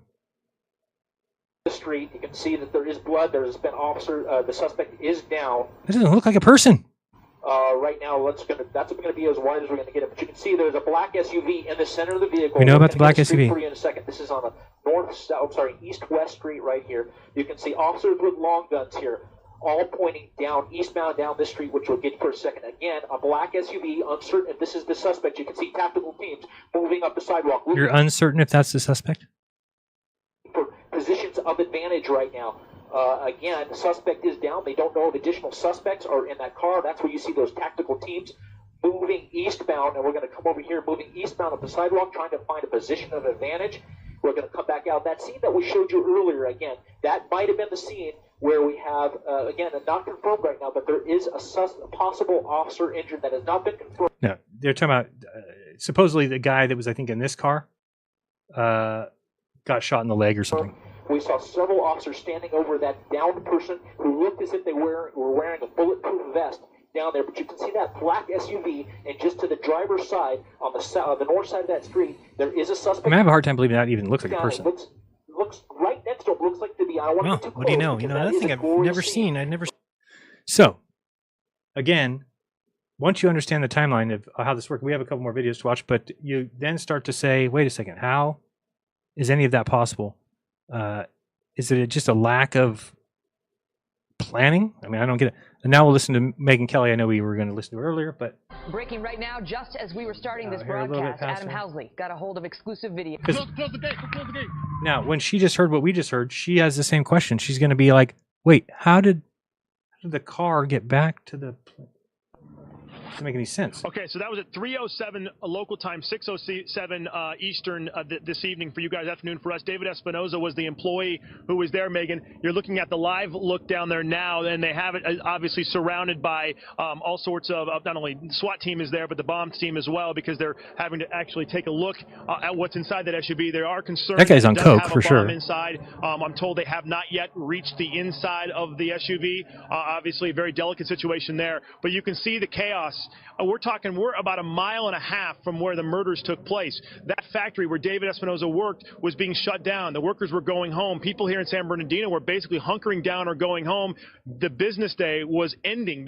Why? Because it was 4 hours later? Because of what was going on here. But it was 4 hours later. You don't know where the people are. No one knew where those people were. Right. No one knew where they were. We were actually right over by the command center. We had kind of made our way down some railroad tracks, and we could see where the bomb squad had come in. The FBI had a massive presence, obviously local police forces as well. And all of a sudden, we got a tip on my phone that said there was a chase within seconds, it seemed like the battering ram left. The special forces from the See what I'm police. saying? So I got a report, oh, there's a chase. So then everybody leaves, and they all were already there. Everybody was there. Everybody got lucky. What a lucky day. Department left, and that's when we got in our SUV and left and came here, and that's where it ended, right down the street. So as you can tell, Megan, still very fluid here. Investigation is still ongoing. We heard about the Redland situation where they're doing the search warrant there, but I am told, back to those names, that is the reason why the FBI is being very delicate. As you know, it's a very delicate situation in this country, and they want to make sure they have it. Again, the gun agenda, the anti-Islam agenda. Exactly right. I'm told they're not going to tell us until they, for sure. Who wants people to be anti-Islam, too? I'm trying to think. Some people that really, it's important that you really hate them. They're probably all get into that vehicle and thoroughly go through it and see if there's any other identification inside, that kind of thing, Megan. So they know what you're saying is they know the names. They just don't want to release them until they ensure that the names they believe they have are in fact the people they killed. They think they know the names, and if you talk to them, they won't go on record, obviously, because of the situation, but they'll tell you they've seen the cell phone pictures, and then now some of them have seen them in person, obviously, as well. But certain folks have seen cell phone pictures up front, up close of these individuals, and obviously have an idea of their ethnic background, if you will. Doesn't mean that has anything to do with this. I mean, it could be a workplace, but you know that because of the delicate situation here, Megan, when you throw out a certain name or a certain ethnicity, automatically everybody jumps to terrorism, and that could be here. This what could be, but it also could be not. So that's why they're being very, and that's the reason why they're being so delicate with us. And I guess it's understandable, because of the situation we are in, not only in this country but in this world. I want to re-rack that video, that extraordinary video you just showed us, because explain what happened, because we just had Congressman King on earlier saying, well, they traced the SUV back to the home of this one individual, right? And that's one of the reasons why they're taking a hard look at that guy. Right. But now we're seeing the police chase with the SUV. Explain what we're hearing, these two. How did they? So there's a police chase, but how did they get back to where? Two different reports. The SUV. Did they stumble upon it? What happened? Well, there's a couple of different reports we've heard. We heard that someone called it in. It could be a multitude of things. It could be they traced it back. And right, it could have been multiple things. They got to trace it back. They got a call. They stumbled upon it, and it just so happens that we ended up here on the street where everybody thought it would end up. I mean, coincidences happen, Megan. Maybe someone called it in also. We don't know. But if you look at that video, Megan, did you look at the video, Megan? Though we see the SUV go by, so therefore, 2 and 2 makes 4. The SUV went by. They shot him. Not a fast chase. When David Espinoza pulled me aside and he showed me the video, you can see they're only doing 35 or 40 miles an hour as Southern California. Yeah, with their blinkers on, with their hazards on. And I didn't see a broken back window either. When chases go, that's not crazy. And then you see the window being shot out. I was Where? standing by the glass. It was insane that it started there. Then 100 yards later was the first real barrage of gunfire. Then about another 150 yards is where it ended and where they were killed. So it seemed like a slow speed chase, almost as if. Almost as if what? They were preparing to fire back at the authorities. It's almost as if it was like a setup for a final spot, where you have these military guys drop the car off, drop a, duffel bag over on the ground over there so they can say it's the guy with blood. Then the white guys with the fatigues that did the shooting earlier, get into a cop car or change positions, and now they're the cops shooting at the SUV. And there is no Farouk, and there is no Saeed, considering they don't exist in any other places. And you'll also notice there, it wasn't just marked cruisers, a lot of unmarked cars. The police presence here is massive, as you might expect, and understandably so, Megan. Can we I don't know if we're able to re-rack it again, because we're trying to get the shot of the SUV. Hey, Megan, do you want to hear from David? Do you want to hear from David? He just came up. He's here. Yes, David. we'd love to hear from David. David Espinosa is going to come over. David's the one that shot this video. Hold on, he's coming over right now. Great video, David. Yes, exactly. And that's what I saw. It's a funny interview. We didn't know where these I don't think the guy's lying, were. And then all of a sudden you saw what? All of a sudden we just saw that SUV, normal traffic stop by the police. Maybe they didn't stop what they were supposed to. And all of a sudden we just heard the gunshots and the window just shattered. We took a cover and then we took a cover. They passed by us. That's when I was already recording at that time. I was ready to record something. And then from there, at the second stop, at maybe 50 to 80 yards from us, that's when the second shooting occurred. Took cover. And then the last of the shots, it was a pretty scary moment. I mean, you guys were outside. What you need to realize, they were already outside the fence anyway, because you thought it was just a traffic stop that would happen to have a couple extra officers. And of course, you guys were going to go. Really ugly. Well, David Espinoza, we appreciate your time. Thankfully, you're safe. And as you can tell, Megan, a lot of people in this town. In the way we understood it in Paris, France. She's okay. She's been allowed to come out of her closet with her dogs and reunited with her husband. So very tense moments here. And still, honestly, some tense moments because we don't know truly where this case goes at this point. Mm-hmm. And we're working this from multiple newsrooms, including our news hub in Lima, Los Angeles, where Trace Gallagher is standing by with new information. Trace, to you. And Chip, now they are reporting that they are telling people, all authorities and first responders, to evacuate the building because apparently they have found a suspicious device inside this building. Again, we don't know what the device is, but we should tell you that witnesses are now saying that this may have happened all in one of the rooms inside this regional center, and that we're being told that a suspect walked in, or two suspects wearing ski masks and bulletproof vests walked into this room and opened fire. And then you have differing accounts where someone in camouflage attire was actually trying to get out of the building, but the police had barricaded the outside of the building, so that person could not get out, turned around, and then came back in. At the same time, we're also hearing that 10 other individuals who were sheltering in place or hiding inside that building have now been escorted out. We don't know if that's on top of the 30 so-called hostages that have already been escorted out of the building. Sorry, not that video. Excuse me, listen, live interview with a witness, listen. Adam Housley is also on the scene with another eyewitness, Adam. Yeah, Brett, we're about 150 yards or 200 yards. This is where the shootout began, right where I'm standing. Right in front of me is where the back window was shot out. Bob Filter was here, and along with some of the employees as well. When you heard what was going on, you gave me a pretty great description, Bob. What was it like?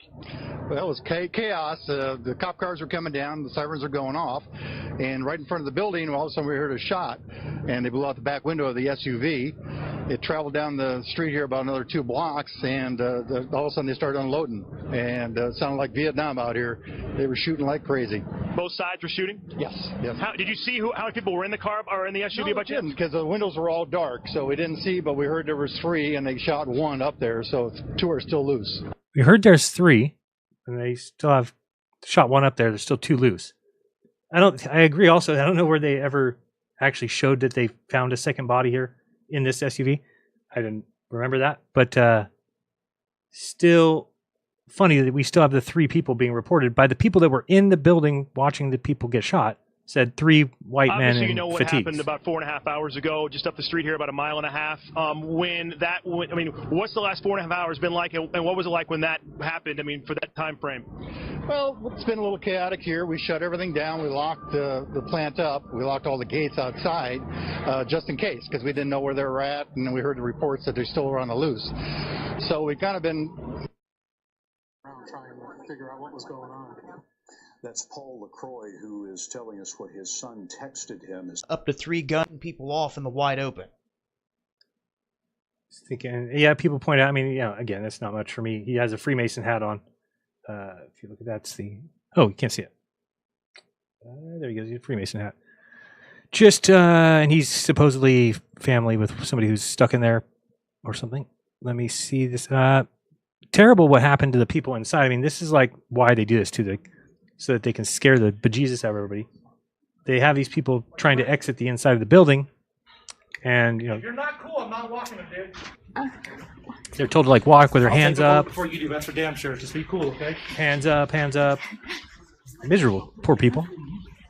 Go. Yeah, they're making these people all gather in hallways and stand there with their hands up, and it's just ridiculous. Only a couple, let me go in with that. No. Only a couple. And you send them all down in groups. All right. Okay? Where I was at right here, we seen there was 3 white men in military fatigues taking off. He wasn't the only one who said that. Oh, shit. So this is a good scene here. This is a good view. This guy's filming, and we can see that this black SUV is driving with its hazards on. Just weird. Why would you? It's not a parade. They're trying to get away or do something. trying to lose the cops, but they're driving 30 miles per hour. And then they start trying to take out the cops. Again, here's the other thing. If people are this radical, they have signs. Okay, you don't become these people overnight. Their mother, their brothers, their sisters, their coworkers, somebody would say, yeah, they started to get a little weird. Not just that they were completely normal. They talked to the landlord. He says, I was the nicest, clean-cut guy. You don't just then go murder 14 people, then get back in your car, drive back over there with a clear death wish because you couldn't have anything else. You even drove with your hazards on. Damn. Holy shit, guys. It's fucking shots right now. Oh, fuck. This is somebody who's a little bit further down on the same street filming it. So the cars would have come this way on that street. Guys, they just shot up my house right now. There's cops all over the fucking yard. Holy shit.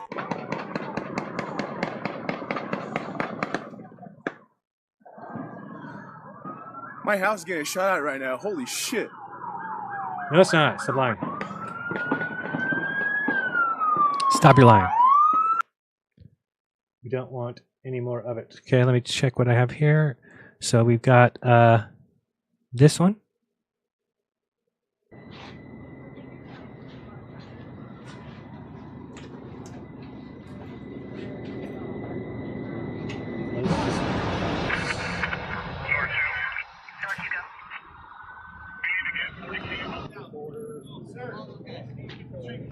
There we saw it. I'm crossing the street. Yes. Again, what a beautiful chance. They just happen to be all here on East Richardson. Perfect timing. Go, go. So we're all go now. Even though the car's not here yet. We're going to figure it out. And we have this one is the only one left. And then we'll do, this one. Just want to make sure I didn't get, did I get all this? I got that. We did that. We got that. We got that. Oh, I know which one we're going to watch. There's one other one. I want to watch the landlord, which is just weird also. The whole landlord thing was quite funny. Inside San Bernardino's home. Okay, this one. So, imagine, this is a crime scene. Watch how this thing starts out. It's hilarious. California, where our David Begnaud is standing by outside the apartment of the shooters in the San Bernardino case. David, I understand that the landlord is allowing media into the apartment. What can you tell us? Yeah, it's a bit of a circus. Come with me. I'm going to take you inside the Watch apartment. this. This would ever It's be going to allowed. be raw. It's going to be a little bumpy, but I want to give you an idea of what it looks like.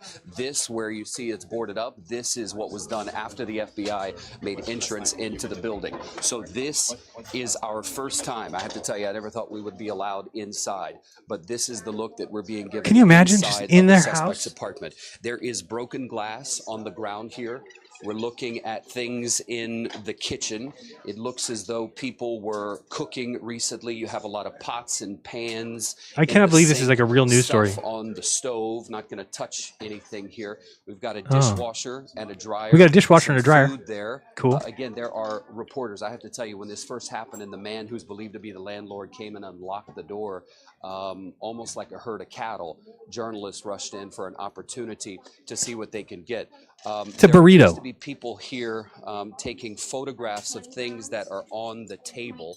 I'm looking. These are documents that are titled U.S. Department. It's so funny, this guy. He's like, he tries to act like he's a really good guy. He's like, now I'm not going to take any pictures or anything of any of this stuff. I'm just going to read it to you. Oh, thanks, bro. Yeah, no, we don't want to, go against anybody's privacy here. So what I'm going to do is just read it to you instead of showing you the pictures. Of Justice Federal Bureau of Investigation. I'm going to step aside and I'm looking at some of this. It looks as though one of these is an itemization of items that were found and seized I'm sure it was. inside of the home. Let's keep taking a look inside. So we know that the suspect lived here with his wife and his mother. You have a table here. There's the sofa. It looks like there's a fireplace. Fireplace. Treadmill Nice. here. There is something that the baby would play with. It was a 6-month-old baby girl. So it looks like a fairly small apartment. Thank you. We know the suspects who lived here were of the Muslim faith, and we have because that confirmed blanket? that they were deeply religious. We're told that the wife stayed upstairs. She wore the hijab, did not go out in public a lot, and did not drive. Only to murder people. The husband worked as a health inspector in San Bernardino County. We're told he, of the Muslim faith as well, was very religious. Right, prayed and that means 5 probably times a murdered a day, bunch of people, and right. their faith was very important to them. Right, Now, so we have murder. heard other reports that in a back garage, there were neighbors who saw them at odd hours of the night. You know, to me, isn't this boarded up? Did they not board up? Oh, go ahead. You can look through this house, but don't go past where we boarded the wall, because that might show you. I mean, doing what? things in the garage boarded. that seemed suspicious. There's a woman Somebody inside just of me put a who's piece of actually wood across reading there a and list just of boarded things that it were off. seized. I want to read some of it. Union Bank receipt, black and gold colored pen, some things that you would expect to find. Audio cassettes. Let's see. Scope, style book, weapons, accessories. It's So the FBI said, "Go ahead and come in this house, guys. Let the media in." Oh, by the way, we just happened to leave itemized lists of what we pulled from this house. Which, what does it say? Bomb making materials and incendiary devices, long rifles, AR-15s, multiples, dozens of them. The FBI just left all the itemized checklist right here. says here. Wow. 34 boxes of 20 rounds for course. .223 caliber. 20 So boxes. how could it be a lie? Because if that's what the FBI is saying was in that house, and they let you in after, clearly it was taken from the house. I don't even see why there's a problem. Boxes of 50 rounds for 9mm, one bag of 1,000 rounds for bag of 1,000 rounds? 223 caliber, 14 boxes of 50 rounds, Sounds right. 10 boxes of 100 rounds. They found a lot of ammunition. Let me try and take you upstairs. David, if can we we can. ask you They sure did, because they wrote the itemized list that they left for you before you came in the house. a So question? yes, go Now, ahead. do you know Yeah, why go the ahead. windows were boarded up? Was that done before or was that done after? No. So here's what happened. After the please. shooting, what the officials did was they didn't come and knock on the door. They made entry and busted their way through. And so the glass that was broken near the front door and in front of the sink had to be boarded up. So let's take a trip upstairs. Excuse me, sir. Oh boy, here we go. Again, there are a lot of people. This is ridiculous. Apartment. It is What a the fuck would two-story ever these be apartment. allowed for? It's in the city of Redlands. It's about 8 miles from where the crime And this is like right after they supposedly killed a bunch of people. This is not like somebody touched the chair at Charlie Kirk's event. scene was in San Bernardino. As we come up the stairs and we take a right here. What a bunch of dirtbags these people are. This appears to be the bedroom where Ooh, the it appears to child be the bedroom of the child. was staying. You see here, there's some children's toys, a pillow, and a blanket. Looks like pretty empty space as we get a look around. Maybe Computer a for the prayer baby over there. rug, or just a rug. Oh, prayer rug. If they in pray 5 general. times a day, it's probably As murder. we look in the closet, it Probably looks to murderers. just be a lot of clutter. It looks like any American room that you would expect to find where a 6-month-old child lives. There's a computer here. Let me see if there are any notes on the computer that were left by federal investigators. I don't see it. Let's see. There's a Chase bank check for $7.98. Again, this is where the family tells us the wife, one of the suspected shooters, stayed. Who's he touching? I want to bring in my producer, Oh. Sally, who has been going throughout the house. Is there anything you saw that stuck out to you? Well, the sink, it's kind of as if people left without expecting. I mean, the sink is just disarray. Disarray. I think it's just, I don't know what kind of it might say about the suspects that you would just leave right in the middle, leaving this house and, not expecting people to come in. What's on the other side? We're going to make our way to the other room now. Again, it is a bit of a mess. This is just a computer table. We're told that the investigators, in fact, I mean, to me, again, I don't want to be conspiratorial unless you have to be. To me, this story only makes sense if you input the idea that it's all a patsy. Oh, you better go make some people patsies. Somebody at the regional center said they thought it could be this guy that works there. He left the party, I guess, early. Oh, really? We'll go set it up. So they went. They probably did kill that couple.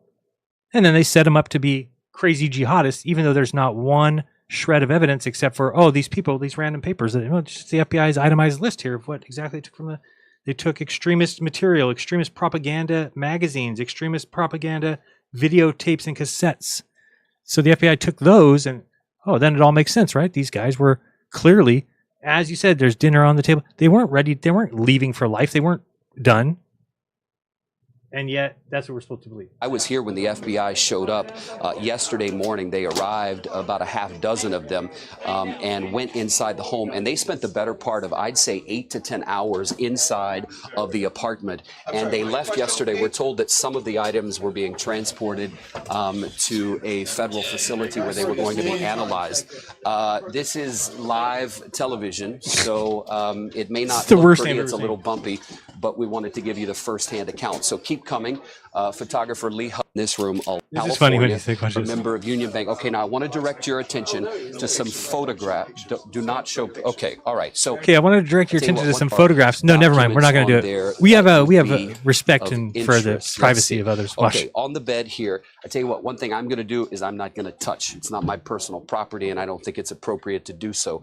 But I will read. So it's not his personal property. He doesn't feel right to do so. He's not going to touch it. But I will read it for you. I just don't feel right about touching it. Reading it? Fuck it. And tell you some of what is on the bed. It looks as though they were a member of Union Bank. Okay, now I want to direct your attention to some photographs. Do not show. Don't show the photographs? All right. Oh. So there are at least, from what I'm looking at, we don't want to show any pictures at this time, but I'm looking at 3 different licenses that are from California. It looks like several bank cards. Oh, they just left the licenses out? There is a photo of a woman. I do not know. We cannot confirm. Come off of it a little bit. I don't want to show the photos up close, but it looks. Why not? Just because you're such a good guy. As though there is a photo of a woman who is wearing a headscarf. No. I'm not sure if that's the individual involved. I see another ID here, Rafia Farouk. It says she's a revenue support clerk, business services specialist at Kaiser Permanente. Thank you for that. We know that, again, the mother lived here with her son and with the wife. So again, there's one bed in this room, a lot of personal items we see here. And David, we should probably be left out very sensitive to talking about anybody's names that Right. you've seen on those Yeah, documents. reading their banks that they go to and stuff. Yeah, and again, that was just an identification card. It was not the reading. It's not a big deal. It's just their identification card. I was just reading their identification card and number and address and birth date, blood type, sexual affinity. That's all. It's not a big deal. Personal material, but right, it wasn't any kind of personal material. It was just their personal ID. Match the names of at least those we were told were actually in the facility. Now, Lee, I don't know if you can do a 180, but behind you, you're going to. You don't know if she can turn around. See, there is a closet. Let me see if we can get a bit of a view inside. It looks pretty normal. It looks like all women's clothing inside of the closet. It's hard to tell whether the place was a wreck like this before the feds came in or in searching some of the place. What do you think? This is what was happening. Let me do another 180 and take you inside of another room on the upstairs level of the apartment. Again, if you're just joining us, we are inside. This is the bathroom. There are pictures in here, so we don't want to show the pictures just yet. Oh, pictures in the bathroom on the counter. I have tons of pictures right now in my bathroom on the counter. Tons. Editorially, we want to hold off on that, but I can tell you inside the bathroom, it's a normal bathroom. This guy's holding off too. He's not showing. This guy here is not showing the pictures at all. It's not directly with his camera right on top of it. There's a lot of photos, and it is highly likely that the photos in here involve the people that were involved in this case. Oh, imagine you have that. 4 people who live here, 3 adults and a child. Let's go back downstairs. Getting a little hectic. There is a piece, you'll see this, Elaine, there is a gentleman who's talking, so before I answer your question, I want to try and get in, if we can, with our microphone. I believe that this may be the landlord. Can we get a mic up to him, please? And we'll try and see, can we come around, Lee? Yeah.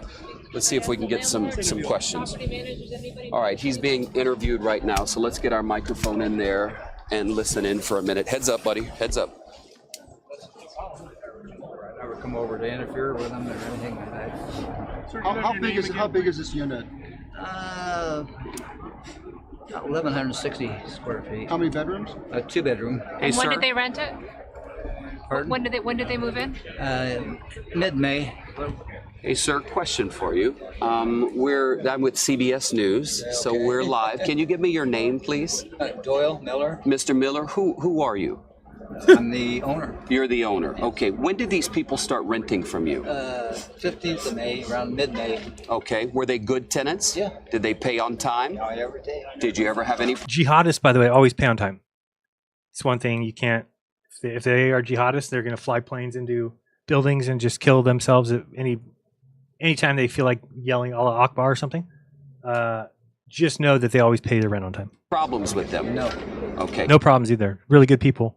All around, nice guys. They work as a health inspector at a regional medical center. They just also on the side kill some people in mass murders and don't tell anybody about it, and nobody ever even had an inkling of it. They pay their stuff on time. This is a lot of people I've known that have gone bad have done that. Started out just paying the rent all the time and just banging on every cylinder, and then they killed 14 people. What's your reaction to what happened? This is not real. What's your reaction to what happened? This is not real. I mean, it just doesn't seem possible. Way too much hype over this. I'm not sure. How would you describe him when you met him? Give me a description, sir. His demeanor.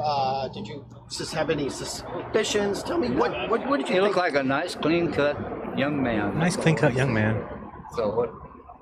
That's all I can say. What's your reaction? How do you feel to know that this was happened? Part of it was planned, and this guys. People lie, I guess. People lie, I guess. I don't know. It just doesn't seem possible, and I have no idea what it would even tip him off unless he had that in his background somewhere. But I had no indication of that whatsoever. Can you imagine? When else have we seen it? No indication of it at all? With every other person, there's like some indication. Well, we started to see this. They started to turn political, whatever the reason might be. This one, just everybody's like, nope. You're talking about the wrong guy. Nope. Even the mom says, I can't believe it that, but they already killed him, so you can't really talk to him. What are you going to do? How would you describe him? How would you describe him? Was he friendly? Did he standoffish? How was his relationship? I'm sorry, I stepped on your answer. No, he was kind of standoffish. Sir. What do you mean by standoffish? Describe more. No, he just quiet, timid. He asked him the question, so is he standoffish? Yeah, I'd say he's standoffish. What do you mean by that, though? That's the question. I didn't see him and talk to him that much. Sir, have the police been able to tell you some of what they found inside? No. Have you spoken with the police? No. Have you spoken with the mother of the suspect? No. You haven't. Have you tried to talk to her? I don't even know who she is. You don't, but you do know that she was living here with them. Yeah, it's her house. You guys are all inside of and going through her personal belongings. That's her house. You knew that. Yes. So how many people were living in the home that you knew of? As far as I know, the grandmother, the baby, and husband and wife. But you said you thought that you weren't sure if she lived here. You said she was babysitting a lot. I would imagine that's. Why did you? Anyway, very funny story. That just all in all seems to be quite problematic because of mostly, one more time, just makes no sense that you would ever have a situation where you have a murder take place at this red dot. Where's my other dot? My wrong side here. Where did I move it? Spin. Over there. Okay, so you had a murder take place at here. And then right away within literally, I believe that the first, between the 911 call and the police getting there was 3 minutes. So it means that for them to start shooting and then the 911 call, then they have to be gone 3 minutes after that 911 call. So how long would they be shooting until someone called 911? You wouldn't think longer than a minute. But anyway, they do all the shooting here. They then get in the SUV, drive to the freeway here. Then they go all the way to their house in the Redlands, some 15 minutes away. Then we're told that 4 hours later, even though these guys have been setting up right here the whole time with their Bearcats, with their SWAT teams, everybody's gearing up. Then we're told that 4 hours later that a white car, after being told the name of the guy, saying, oh, it could be him, they said, oh, well, let's look it up. Okay, we see where he lives now. We're going to go check out his house. Like, that doesn't seem... If you were tipped off that that's the guy, would you just go look at his house with an unmarked car? Doesn't even make sense. So the white car goes to his house, and it just so happens is as they get off the freeway, they see the SUV pass them going the other direction. So they flip a U-ey, get behind him, don't turn on their lights until they get to Tippecanoe. Then their lights are on, and somehow, magically, that car ends up on the exact street that everybody's lined up waiting for. I mean, I really can't imagine there being an answer to this, because it has to be that we knew that this was going to happen here at this location. So now, if maybe the cops have some extravagant plan that they said where, well, we blocked off this exit on the freeway and we blocked off this exit, so the only exit they could take was Tippecanoe, and then we blocked off every street so they only can make a right on East San Bernardino. Maybe that's what the thing is. Who knows? But we didn't see anything like that. And that would be a ridiculous plan. That would be, how would you even go about that? How would you know they would even be around? How would you know that they're gonna keep following? How are they gonna get off at Tippecanoe? So there's too much wrong with this story. Do I think people were killed? Yes, I do. I do think people died at the medical center. I think that they've, they say there's video of it. Again, I've never seen video, but I do think that people died here. And then I think that that SUV was stashed or something. And then they had to come up with a final scene. And who better to pin it on than some terrorists? It's a great idea. It gets hate for, the Muslims. And so they pinned it on two Arabs that happened to, or one Arab that happened to work at that medical center. Why? I don't know. Could it have been him? That's the strangest thing I've ever heard. That you've got a guy who nobody says there's anything a bad word about. He somehow is radicalized by his wife to the point that they want to shoot up not some mosque or not some Jewish center, but they want to shoot up a bunch of handicapped people at a work event with people that work with the handicap. And they just start spraying the guns for no reason. They're not yelling anything. They're not screaming anything. And then they get in, they go home and just chill out for 3.5 or 4 hours. Imagine being a fly on the wall for that 4 hours. Did we just kill 14 people and maim 22 others? Yes, we did. Oh, shit. Do you think they're going to catch us? Probably. Yeah, probably. Because we left a backpack there, remember, with the bomb in it? So when they realize it's our backpack, because it clearly was my backpack, I think we're done. So what we should do is let's just go back there. And if they chase us, we'll just start shooting at them and then we'll get away. No matter how many cops they put behind us, we'll just keep shooting guns. And we're going out like that. So I just can't picture it. It doesn't make any sense to me. So that is it for San Bernardino. Trying to think if I had anything else for you. Did I say I was going to show you anything else? I didn't. Showed you the people gathering there at the center. Yes. And I don't know if you know that guy's name, the police chief, really strange guy in the story too. Here's what I would like out of the show is that I don't want to be the only one saying this. I would hope somebody else would see this and go, that is weird. That doesn't make sense. I'm going to look into it a little bit myself and figure out if I can, how in the hell could that scene have happened? How is it possible that you pinned in a SUV with a Bearcat that doesn't move very fast, that just so happened to be sitting maybe 2 blocks away, if you want to count True Blocks or wherever it was. I think they were here. This is that school area, or it's not that anymore. Oh, this is kind of what we saw. Oh, well, let me go down here. Maybe that's... Oh, that's because I went down to Street View. I was going to say, this looks like what we saw, but it's because I saw it in Street View. Yeah, that was what I saw. Okay, so again, you had all those cars racing down this way, and then they lined up. They were like blocking this street because East San Bernardino is over here. Then we saw that Bearcat go down, make a right. And it went... he wouldn't do that. So again, it's just incredible that a bunch of people knew to go here. And if you... there's another camera view I had at one time where a bunch of people go here and they're lining up here. And the weird thing about that is, again, the Bearcat knew to go right. So the Bearcat didn't... Oops, here we go. And by Bearcat, I mean the SWAT car, the thing. So it didn't keep going here where it would have gotten blocked like everybody else, and then it had to get out and run. That's what all those people were on their foot for. It knew to go to the right here. So it went down this street, allowed it to go all the way around here, and then it came up over here as these cops have all gotten out of their cars and now are running up the street. This way, we have the Bearcat coming this way, and it pinned that car. How did they know that car was going to stop there? Nobody knows. How did they know it was going to drive there? Nobody knows. Why would they ever come back? Nobody knows. Why would they be in the same car? Nobody knows. It's impossible because you've killed those people that are supposedly the ones, and so we'll never know. So this is when I have a problem with just accepting authority because I don't think the story makes any sense. And nobody tries to explain it, and if you ask questions, you're called a conspiracy theorist, you're called a bunch of names.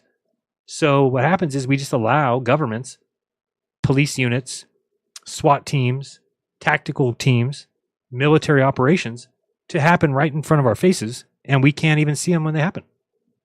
We're not able to actually point out the things that are a literal impossibility because it's just my word against the government.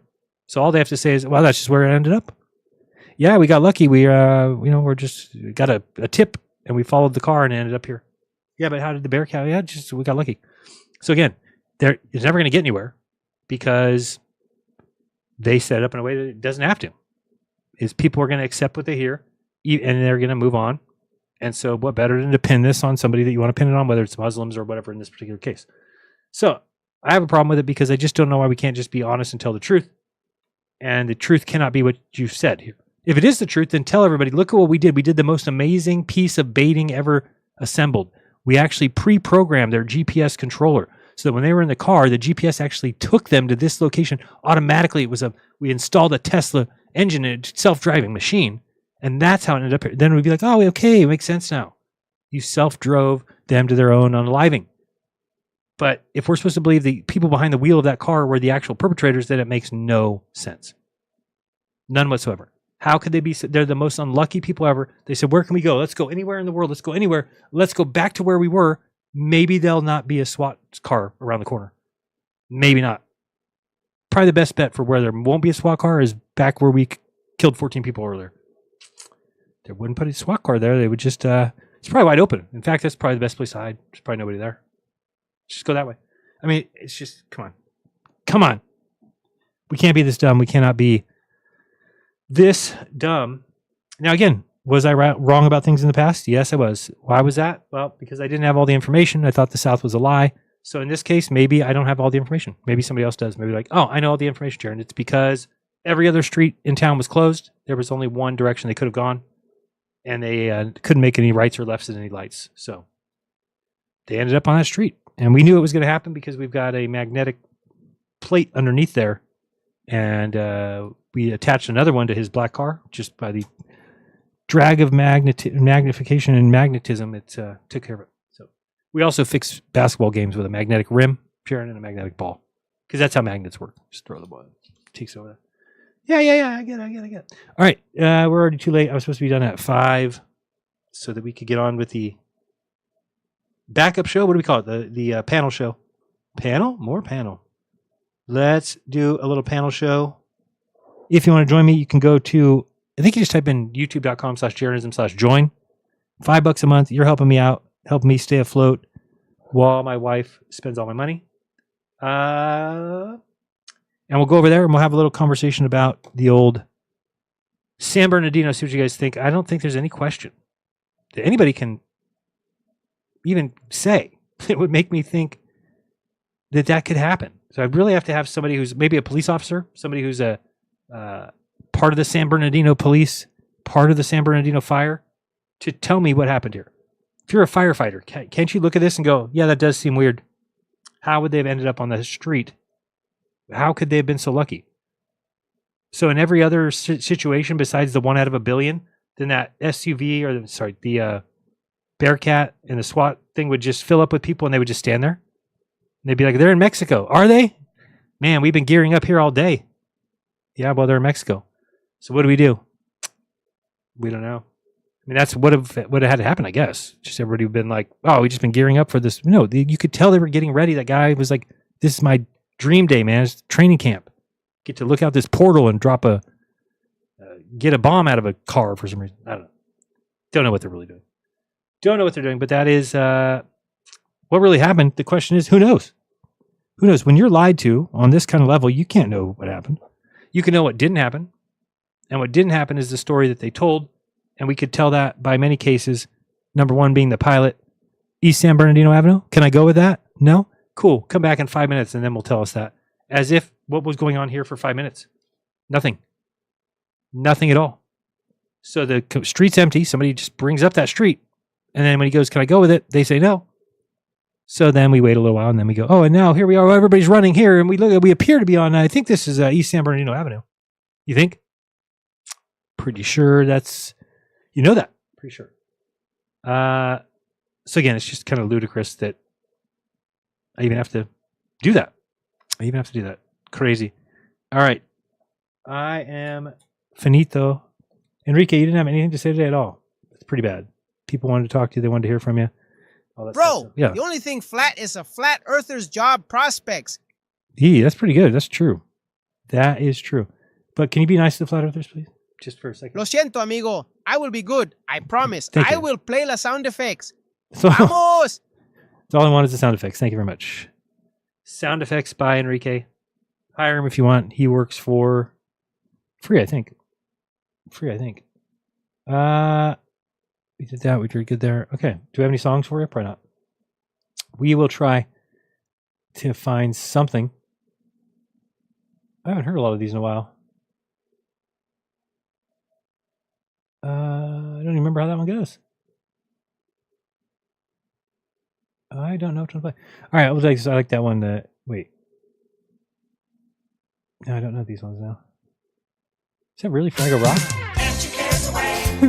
I got Fraggle Rock on here. I didn't know that. Can't you get away? Da, da, da, da, da. All right. So we'll head over there. Let's have it start at, 5:25? So we'll start at 5:45. I'm just going to take a whiz, maybe grab a bite, and see you guys over there. We'll have an hour or more if you want to hang out. It's $5 a month. That means it costs you $1.25 for today, but you are supporting the channel, and that's not gay. When you do man-on-man support, it is so straight. It's the straightest straight I've ever seen. So do it. And do it in large numbers, please. That would be very nice of you. All right, guys. It's been fun. We will see you at the hangout, which starts in 20 minutes. All right. I cannot find any good songs. Oh, wait. Let's go one more this way. No. I don't remember. What is this one? I don't like that one. No, I don't like that one. This one? Oh, I do like that one. I like the dancing better, though. Can we get the dancing at least? Let's do the dancing, and then we'll be out of here. Put on the outro. Outro, bro. So what's coming up? We have Saturday. Don't I have something going on tomorrow? What did I have going on tomorrow? Oh, yeah, that's different. And then I do have a couple videos I want to make. I'm going to try and make some videos. I'm trying to decide what I should do as far as I want to make a channel like it's called like The Glober or something like that. But it will be an AI character of some type, just giving out all the pure hard facts to tell you where we live. It's very sad for me to see the amount of people that just don't get it. And they come after, and they come in the chats, and they always say the same thing, right? It's always the same thing. It's, oh, how much do they pay you? It's like, just so you know, if that is your question, then you will forever have wrong beliefs. Because if anybody ever comes along to tell you that your beliefs are wrong and why they're wrong, you'll just assume that they're being paid to tell you that. And I hate to tell you, nobody cares about you. Nobody cares. Nobody's paying me to tell you anything. Nobody gives a shit. Okay? Nobody gives a shit. So get over yourself a little bit, if you don't mind. And this has been episode number 3. Next week, we'll see what comes up. I have a couple ideas. I've got about 17 things written down. We got lots to cover. But hopefully somebody can help me out on this one, because I do not think that San Bernardino was the way as described. It does not make sense. We don't see body cam footage. Where is it? We don't see dash cam footage. Where is it? We don't see either one of these two people even at one time. There's no cameras on the front of that building. So you don't have any footage, or you just couldn't show us because of the sensitivity. We can't see the Farouk and his wife coming into the building with military garb. Don't you think that would be sufficient evidence for people? But you choose not to put it out for whatever reason, or it doesn't exist. One or the other. I love you guys. Until next time, this has been jeranism. Peace. Phone light blowing, got a text on deck. Crunch, sip, lean back, taking my time. Friday, unplug, let it ease your mind. Jaren, be right back. Don't stress, don't trip. F you to the drama, let your worries slip. I'll be right here, keeping it divine. Just chill, don't worry, you'll never find. More Jaren on the way. Scratch that itch. Is he the best or the greatest? I can't choose which. Settle back in, kick your feet up and relax. Jaren is almost back, and you know he got those facts. Check the time, let the vibe just flow. No rush, no fuss, it'll take it slow. Friday night.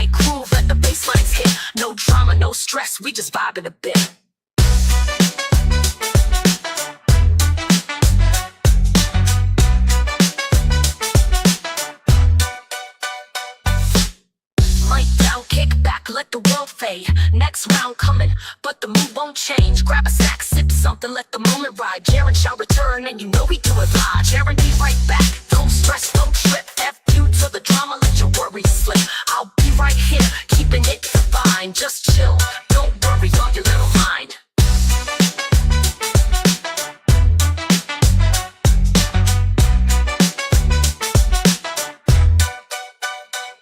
Lights dim, beat low, let the groove unwind. 2 minutes gone, now it's back to the grind. Let me introduce who you already know. Here's Jared Unplugged now and back to the show.